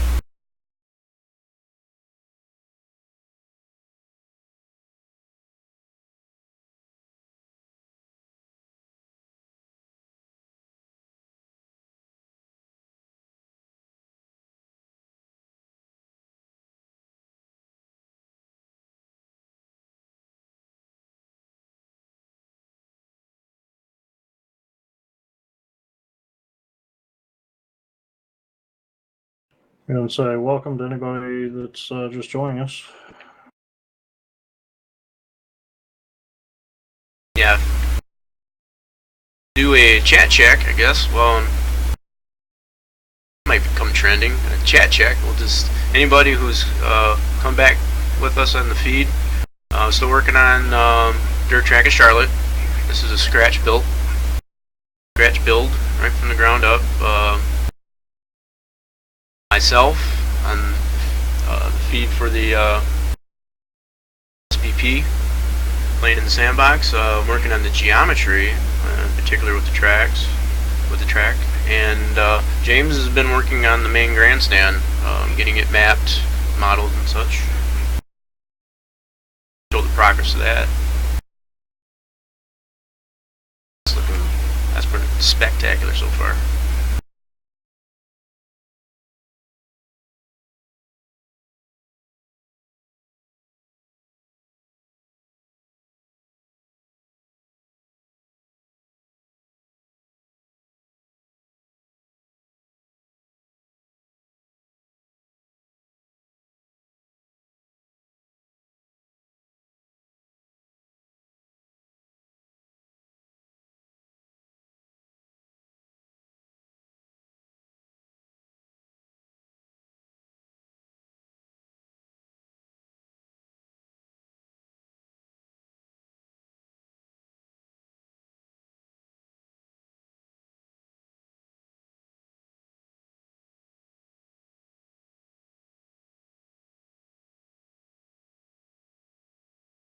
Yeah, I'm really beginning to understand now what you meant about the way that infield, especially that apron there, how it like swings way out there, I guess, on bottom of turn one. Yeah, I think that needs to be cleaned up a little bit. Yeah, I don't think we intended to do that. It needs to be, because it's like totally exaggerated there. I'm gonna fix that.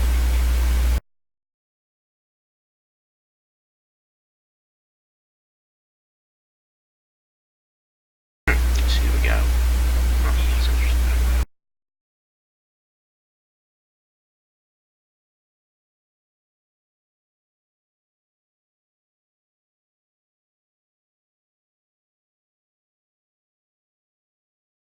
Unfortunately, I can't really discuss that on here. Obviously, where to get NASCAR 2003.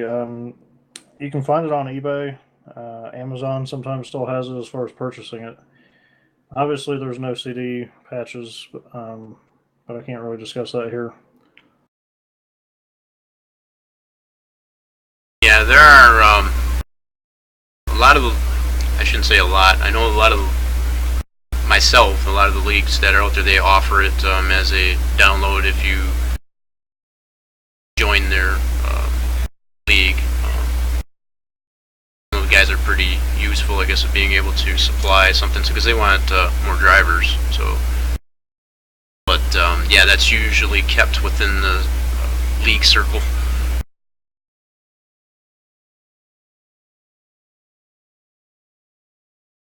I'm having a terrible time trying to figure out how to grab the face of the bottom of this thing that's inside of a box. Oh, as far as the texture, you mean? Yeah. Um,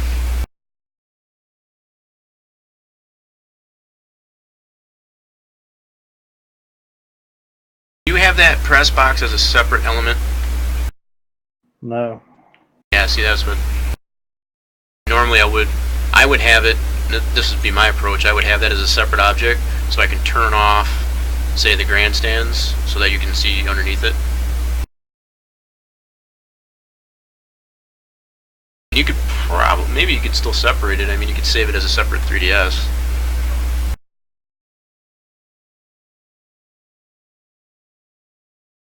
Is there a way to deselect faces after you drag select a bunch of them? Just a left click, you mean? Outside of it? Well, what I want to do is drag select it in a group and then deselect all the ones I don't want. Oh, what I usually do is just do left control and then just click on those individual faces. Well, that's to add to the selection. I want to subtract from the You selection. do the same thing for subtracting from it too.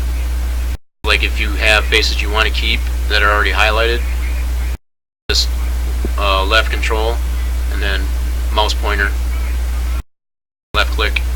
Yeah, it's not working. Really.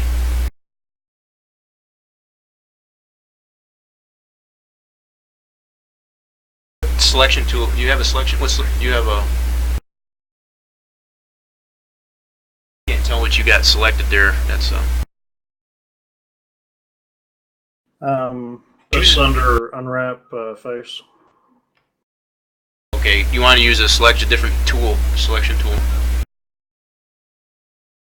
That one with the arrow at the top menu. I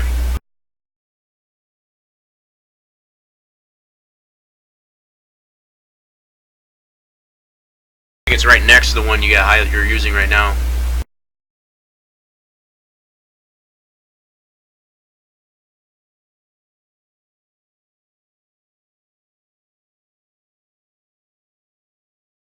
You lost me.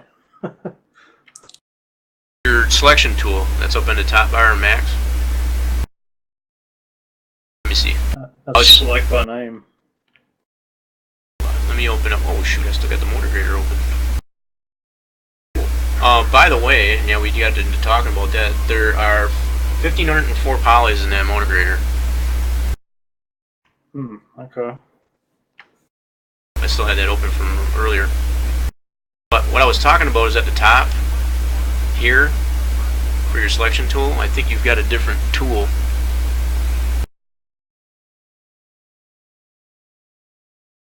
You're obviously in 14. I'm in max 5 right now.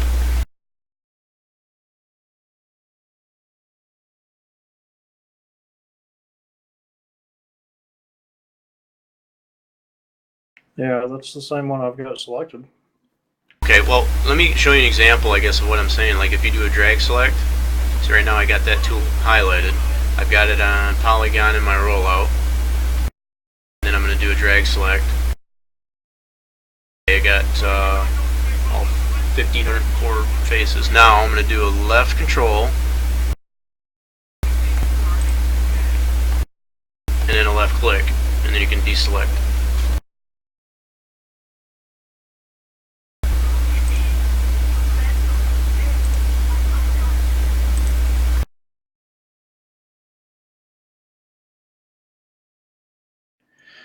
Yeah, it doesn't work in faces, so let me try it in polygons.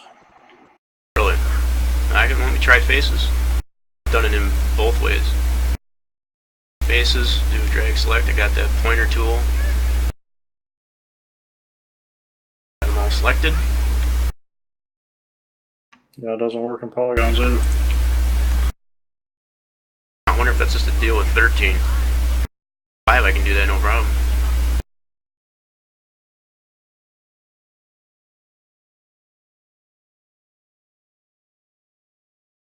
Throw a skin on this motor grader. You can see that. This is going to go in this track eventually. Nice. I showed you the picture earlier, but I don't think our viewers have seen it, so enlighten them a little bit.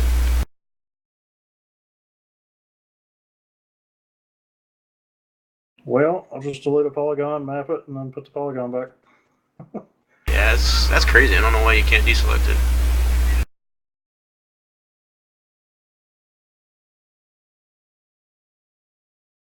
See now I done it right.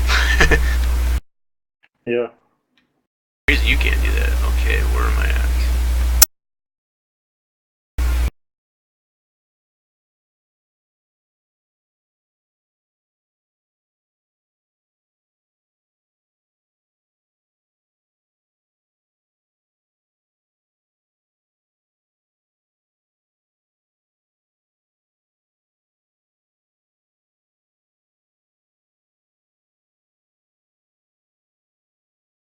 Alright, critical. I'll check that in just a second. What's he giving you? Send me a message. Nice. Here's a picture of a model I created a motor grader for pretty much all dirt tracks, but this will eventually get implemented into the dirt track at Charlotte.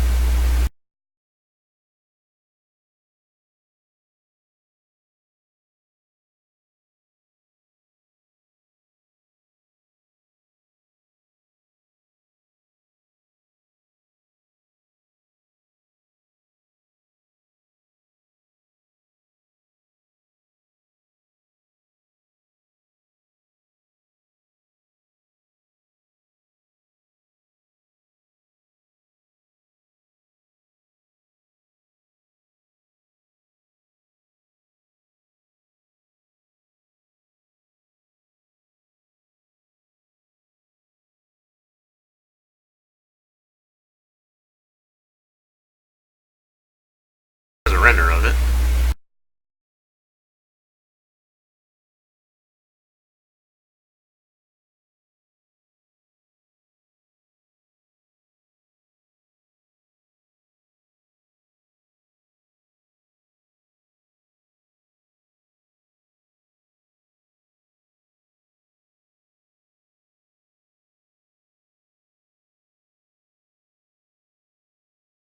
And back to the track.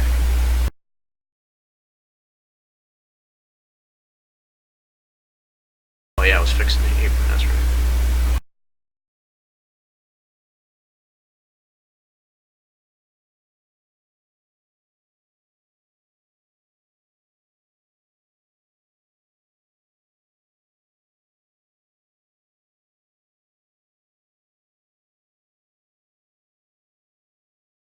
Found the next section that's not even connected. How about that? That's probably me. No, I'm sure it wasn't. I think that was it was that way before I even sent it to you. Trying out some different stuff, back and forth between Matt and I.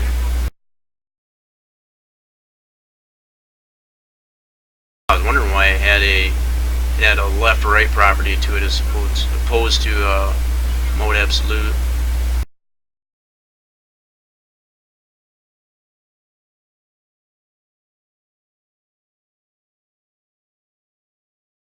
Dang, that's still too wide.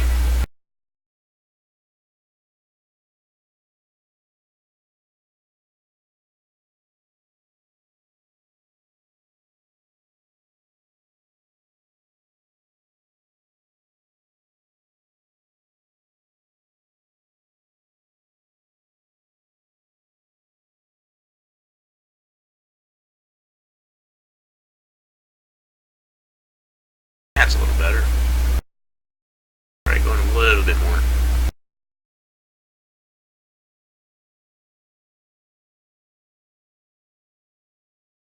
What does SBP stand for? It's Safer Barrier Project.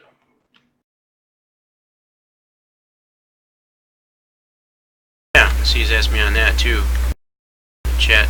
Yeah, that's a Safer Barrier Project. As James so kindly mentioned.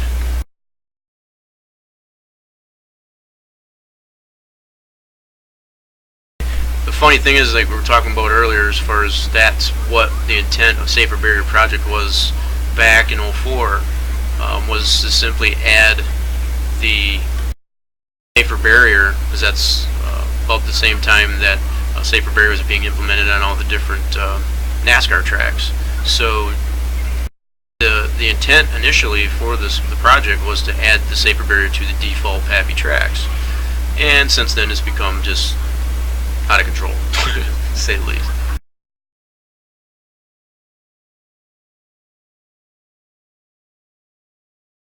Kicking it up a notch, if you will.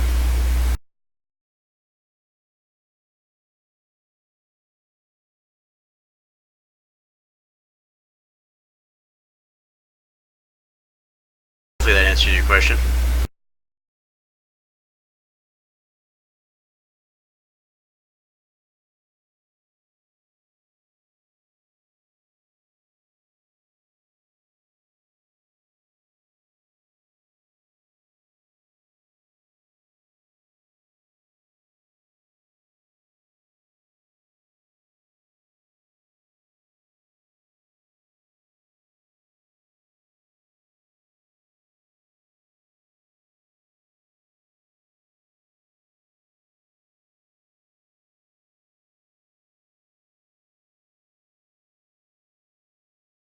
to start defining this pit road here, James, because that's bugging me now. I think you're the best man for the job there. You just know how I love curved pits, you know? You couldn't have figured out how to put a straight pit in there? I feel for you. You know, I could just put it like outside of the backstretch and just make a dual lane. Something, I don't know.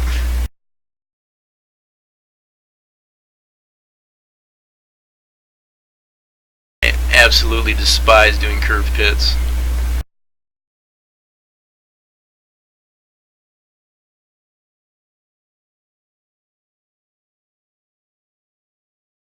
I'm going to save this one again before I go on.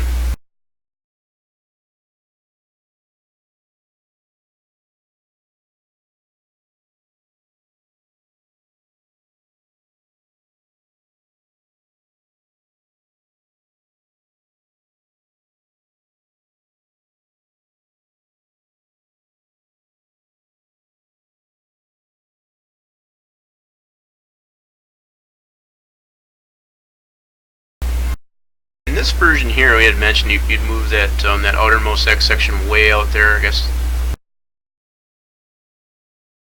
that correct? Yes. Okay. I shouldn't have to worry about that.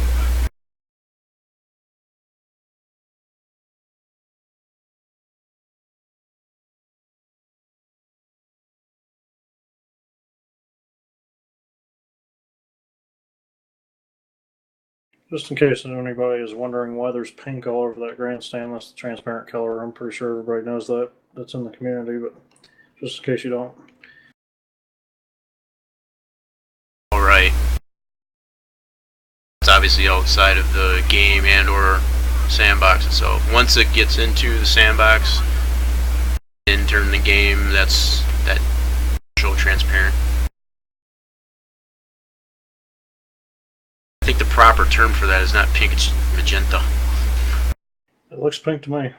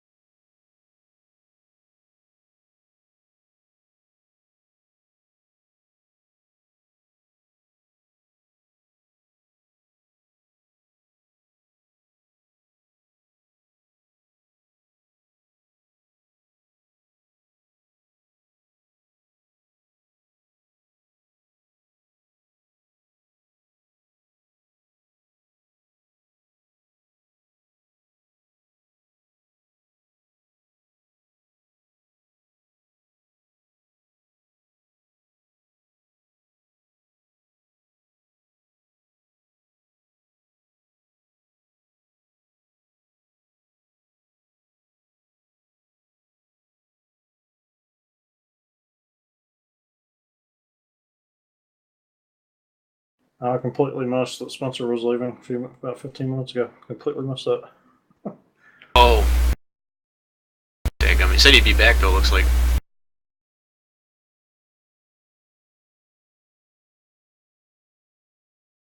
I went and deleted that front face there, and I still can't see the underneath side. Doggone it. And like I said, possibly what I would do is try to make those two separate objects and save them as two separate 3DSs.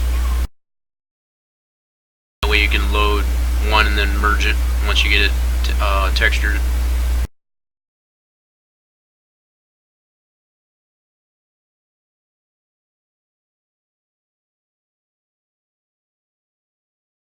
I see you got the side supports on that thing anyway. Yeah, still or two. Getting there.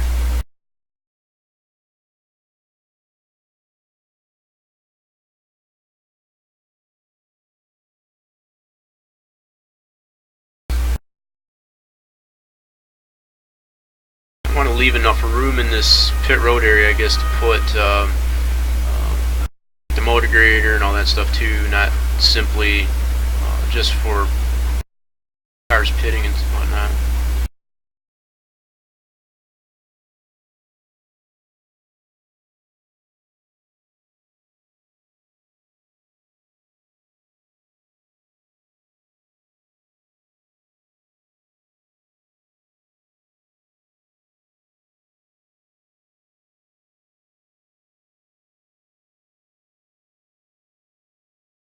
Now I'm not really sure what would be best to put the stalls, I guess, up against the wall, or should I put them at the outermost portion of that F section, like, away from the wall?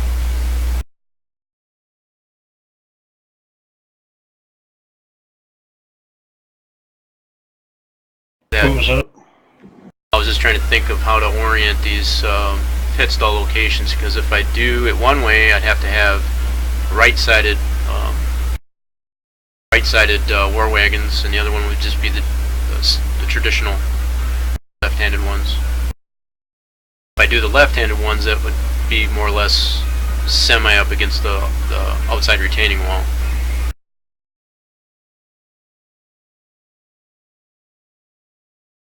Follow me? Yeah, I'm just trying to think. Probably having it on the right side would make it easier to use. That's what I was thinking, because as you come in there, yeah, that's what I'm thinking too. Typically aren't going to make too many pit stops anyways on that kind of track, but No, in the event that you would have to, want to make them functional. you got to assume if you're making a pit stop on a dirt track, you're probably damaged and having trouble turning the car anyways. That's true. So true.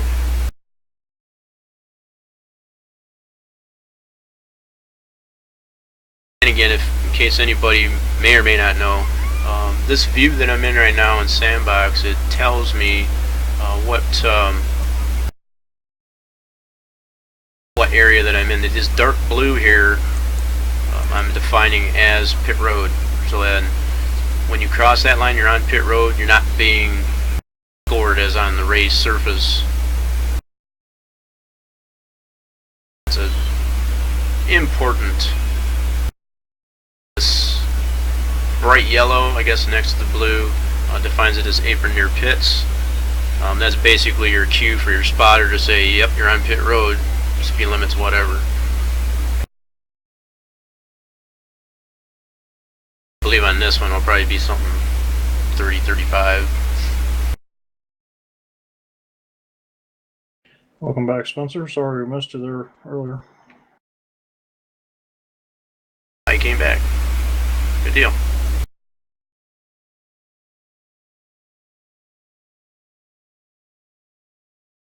I'm going to have to add another F section, I guess, to define the pit stalls. And I think I am going to go with the right side oriented.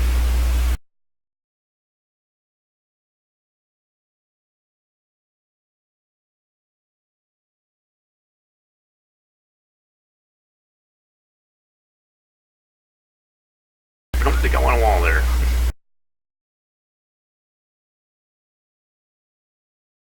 That would make it interesting, wouldn't it? Yeah. Put a wall section there, I guess, is defined as your pit stall. I'd be like, I can't get in my pit stall. Make it invisible, too.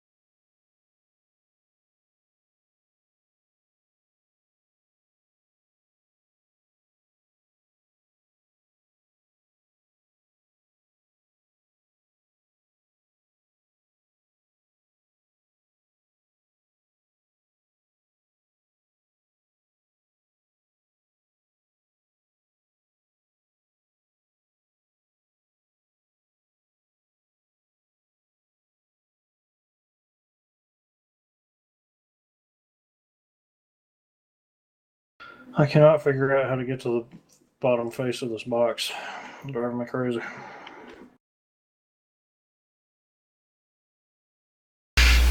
Don't let it beat you up.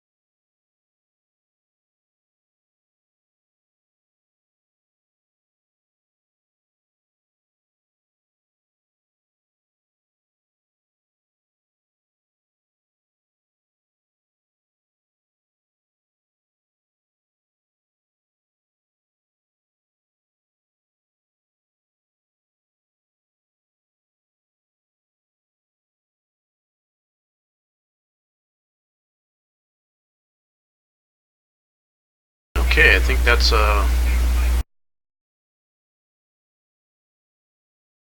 somewhat crude layout, I guess, of the pit road for now.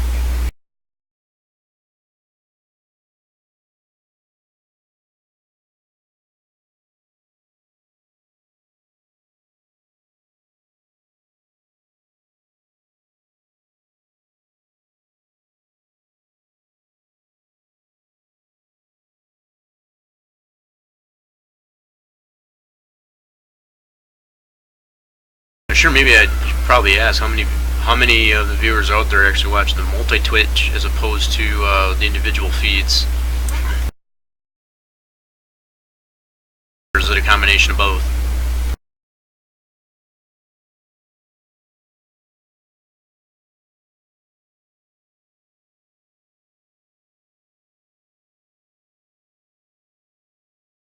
By chance, do you know how to reset the viewport? Zoom, you mean? Or what? Yeah, I've completely lost the object in my main viewport window. I guess I need to reset the max. Um, Normally what I would do is on the bottom right-hand corner, you have zoom extents or zoom extents all. So depending on if you're in the perspective or whatever view you want to reset, you can do the zoom extents or the zoom extents all. There you go. Thanks. Yep. I get into that a lot of times too. Just get a little mouse happy and yep.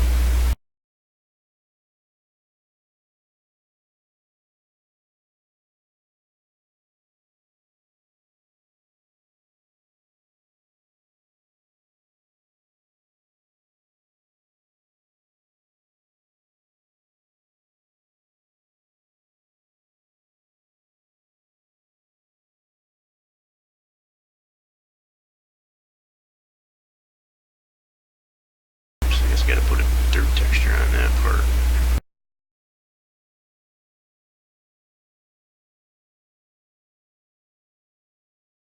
It's that ugly looking white, no texture.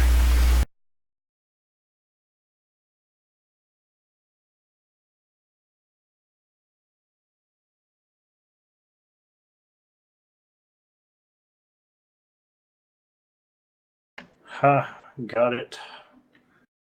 Finally.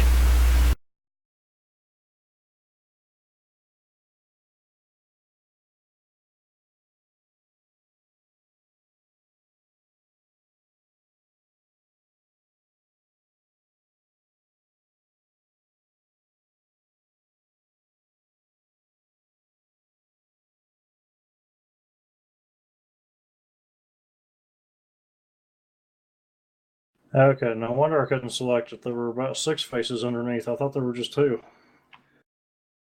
On the other side? Yeah. Ah. So there's less than what you figured.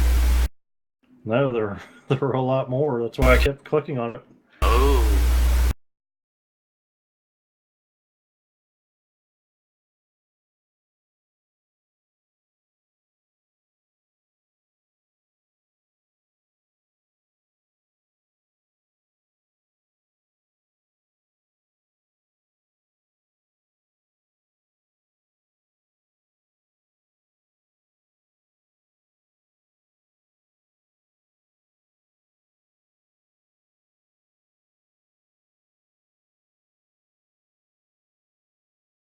telling you, Max hates me right now. It's doing this weird thing where it won't let me rescale.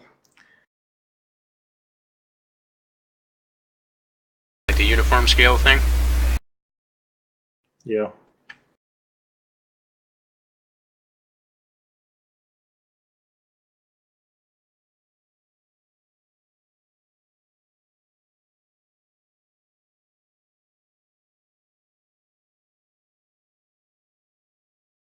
I don't even know, do we have a decent picture going through all these picture references of the flag stand?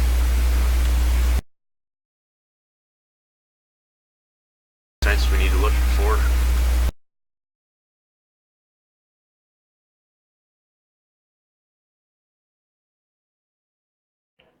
Sorta.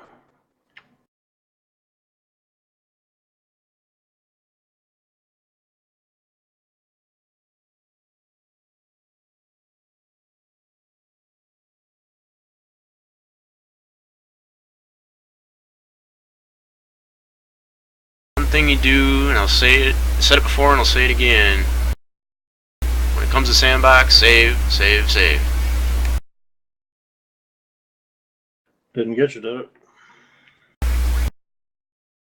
But it kind of freaked me out there. I was looking at the time and how much, how long a session I had there. I was over an hour, and it didn't crash, thank God. Yep. Usually, 1 hour is the threshold. And it's not a real good picture, but it gives you an idea. It's definitely way over the top of the fence. Yeah.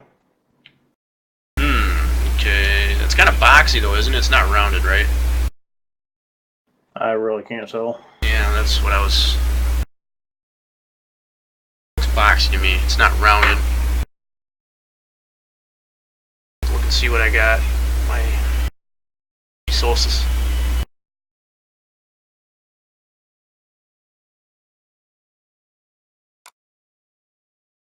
No outdoor I can't use. What else do I have?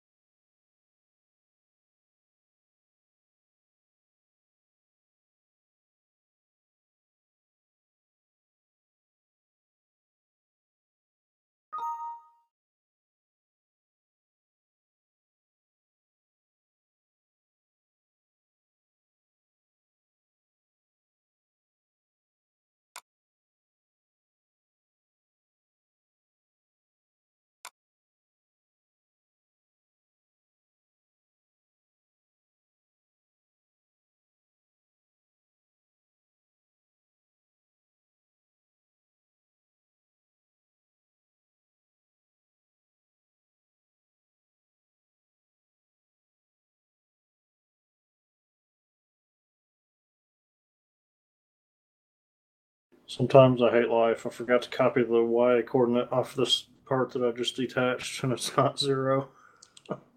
Oops.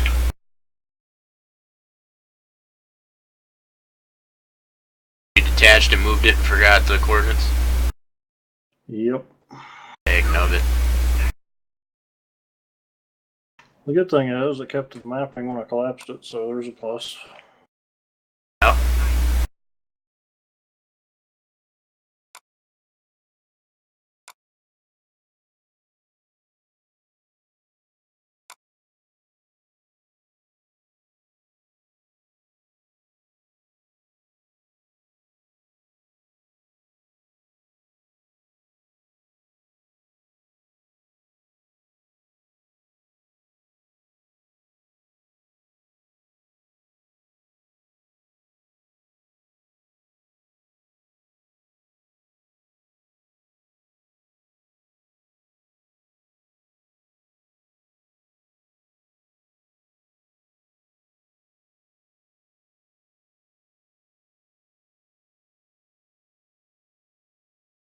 I just looked at your feed. I was like, what did you end up doing with that middle section of that?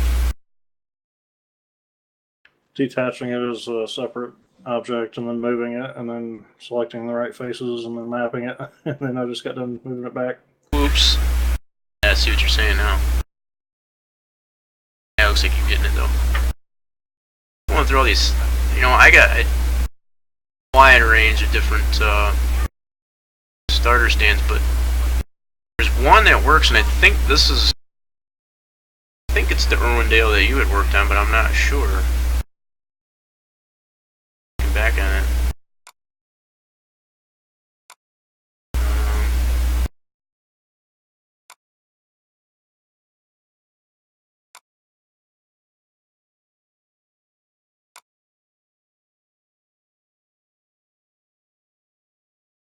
Yeah, that one's rounded though, so that's not.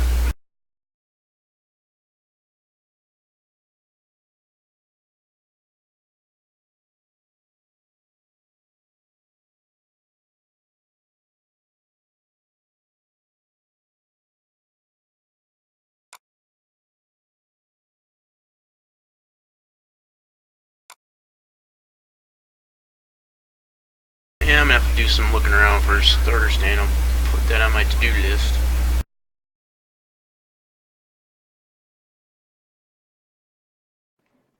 Spencer, looks like I'm still online. Everything's fine on this end.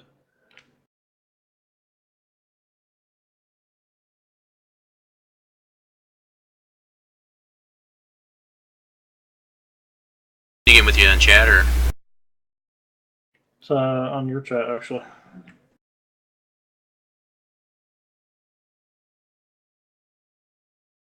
Oh, no? You should still be on. Try refreshing page. I don't know if you're on the multi-Twitch or the individual feed. Yeah, I'm showing 0 drop frames here, so everything looks like it's good. Where does it show you that anyway, James? Is that in Twitch itself? No, it's on XSplit on the very top, towards the middle right. Yep, mine is 0. It's good. It's good. I like that. Curious to see how big this. I've got this saved into the hard drive. Got plenty of space. I'm not worried about that, but.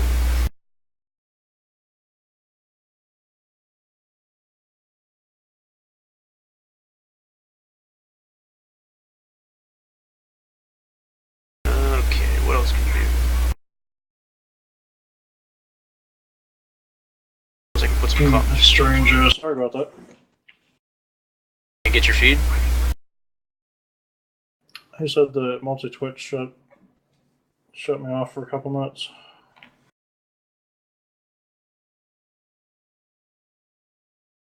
Came back right before he hit the refresh button, so that's weird.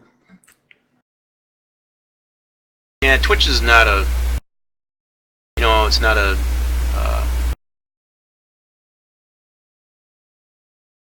Not perfect. Let's put it that way. I know we talked about YouTube before. The only thing I don't like about YouTube is the comments. It seems like they're significantly delayed, and then they'll pop up like 100 comments at a 25-second interval, and then you have to sort through all the comments and reply to them all. Yeah, it's a little bit more instantaneous. That's what I'm noticing too on the Twitch. I mean, there's a delay, but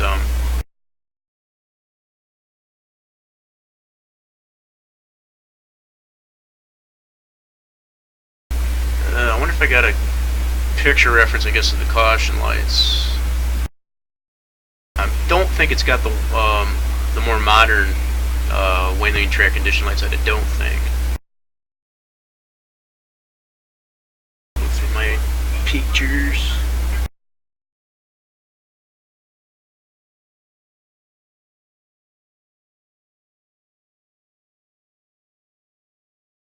No, they don't. It's more like a traffic light type of thing, and it's only like a 3-tier vertical, looks like.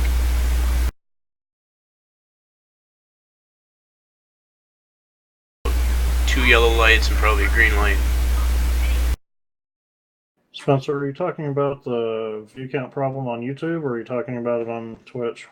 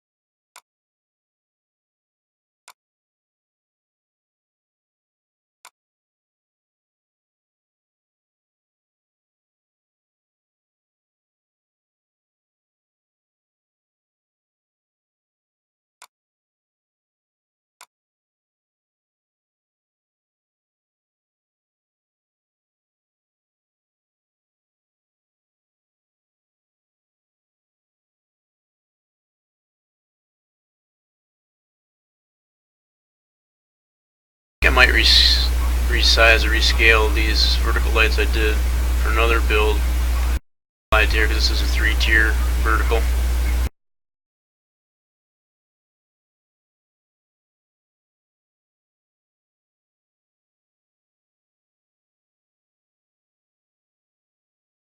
I can tell if it's got the shields on it or not.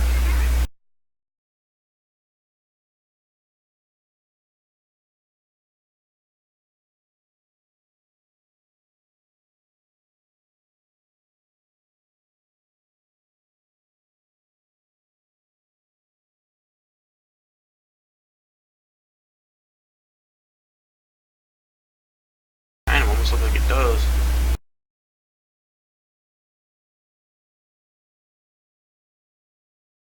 Oh, I just got a better picture of the starter stand. Yeah, blow that thing up so I can see it.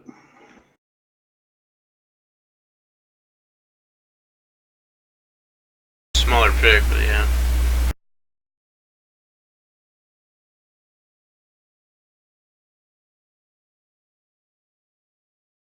Should be able to see it now.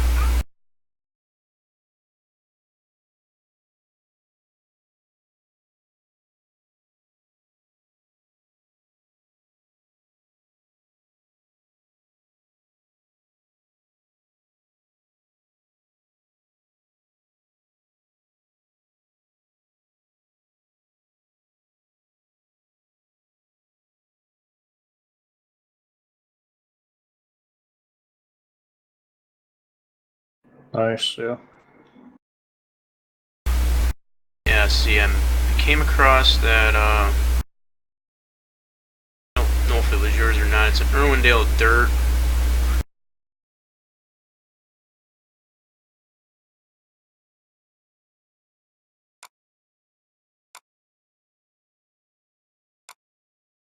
It has one in there that's similar to that, but for some reason it doesn't have texture in it. If I open up in 3D SimEd, it's missing the texture.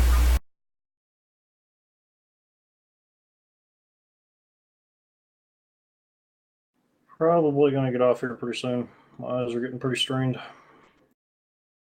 Yeah, I was doing the same thing. Some things to go over with the starter stand and the caution lights. I found a caution light that I've built previously that I think I can implement, and then the starter stand. I can find this missing texture.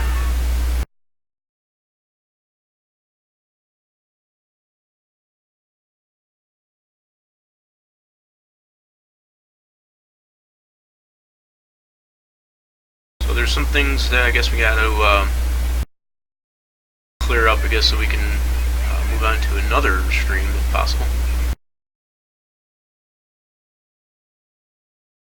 able to get that mapped in?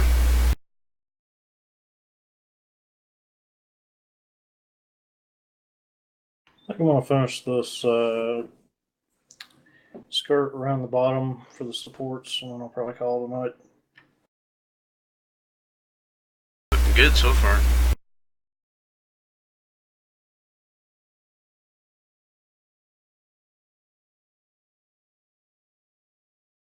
I think once you up what you're doing there, I'll do the same. I got some homework to do. Yeah. Get some stuff prepared, I guess, for another session. And apply some stuff.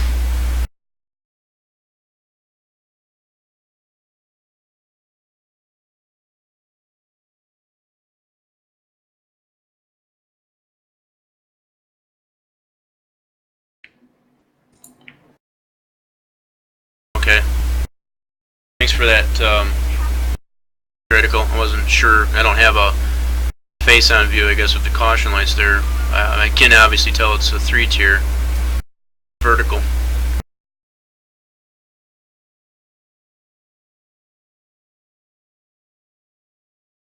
I'll figure something out.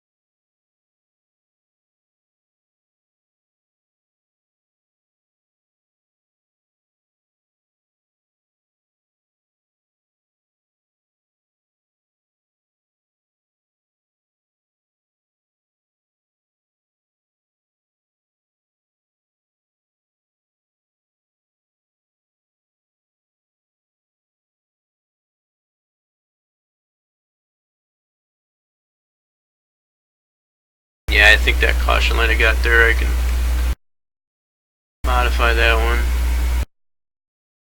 I think that'll work. I think I need to resize it just a little bit. I think it might be a little big. That's the beauty of having it in the 3DS though.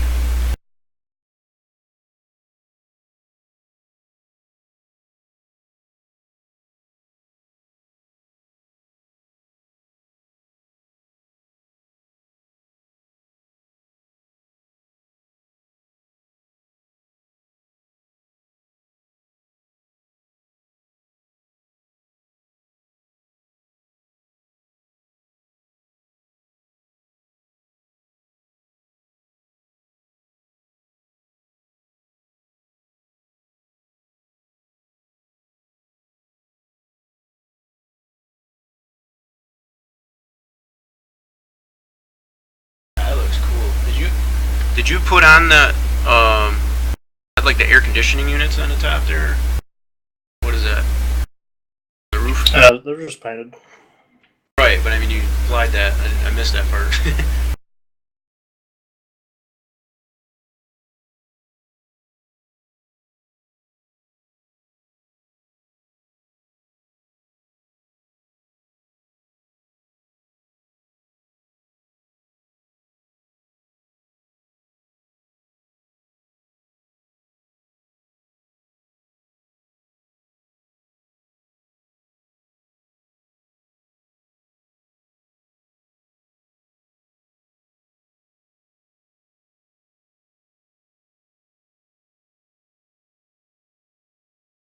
as he's finishing that up, I guess our viewers we still got there, give you a fly around, I guess, of the track that's done, the progress of the track so far. Obviously you can see the changes and updates that James has done to the main grandstand so far as compared to what I've got. That will eventually get put into this track that I'm showing here. And then out in the distance there you can see there's two objects he's also created. That's outside of turn 3 and 4. Eventually there will be billboards out in that direction as well. Still need to build and or apply some type of infield in here to cover the black hole in the center.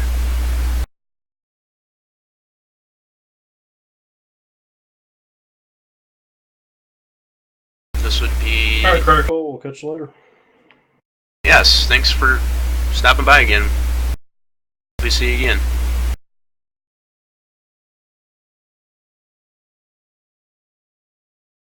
Coming out of 2. Backstretch.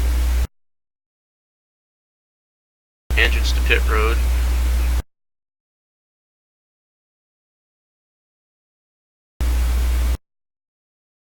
Turn 3. Coming out of 4. Pit exit. And eventually there will be... Gotta fix the fence texture there, I just noticed. There will be a starter stand here. Right about this area there where there's a miscued fence texture. That I will fix before I close this out.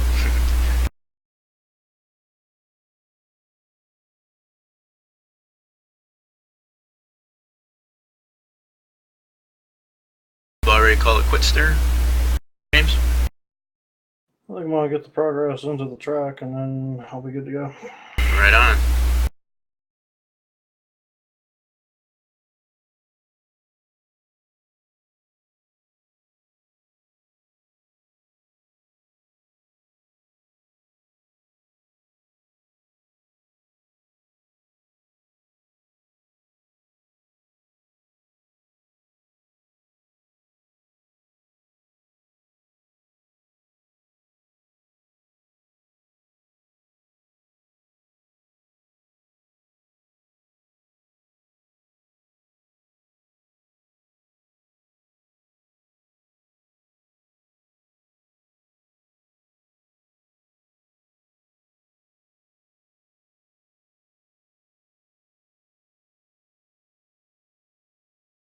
Okay, you hadn't gotten mapped at the other end of the stands, right? Yeah, I have. My eyes are so tired I can't make out what I'm doing here. Okay. You just picked the wrong object.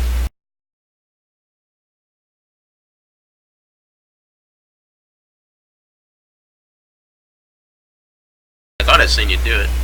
Fix that.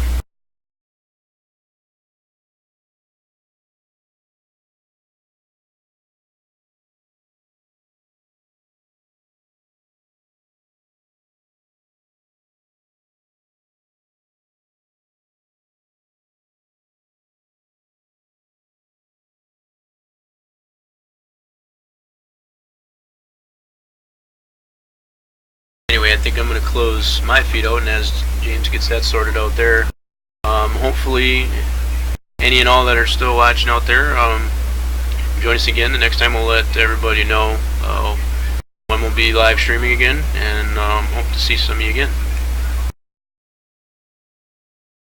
Yeah, definitely. Thanks for tuning in.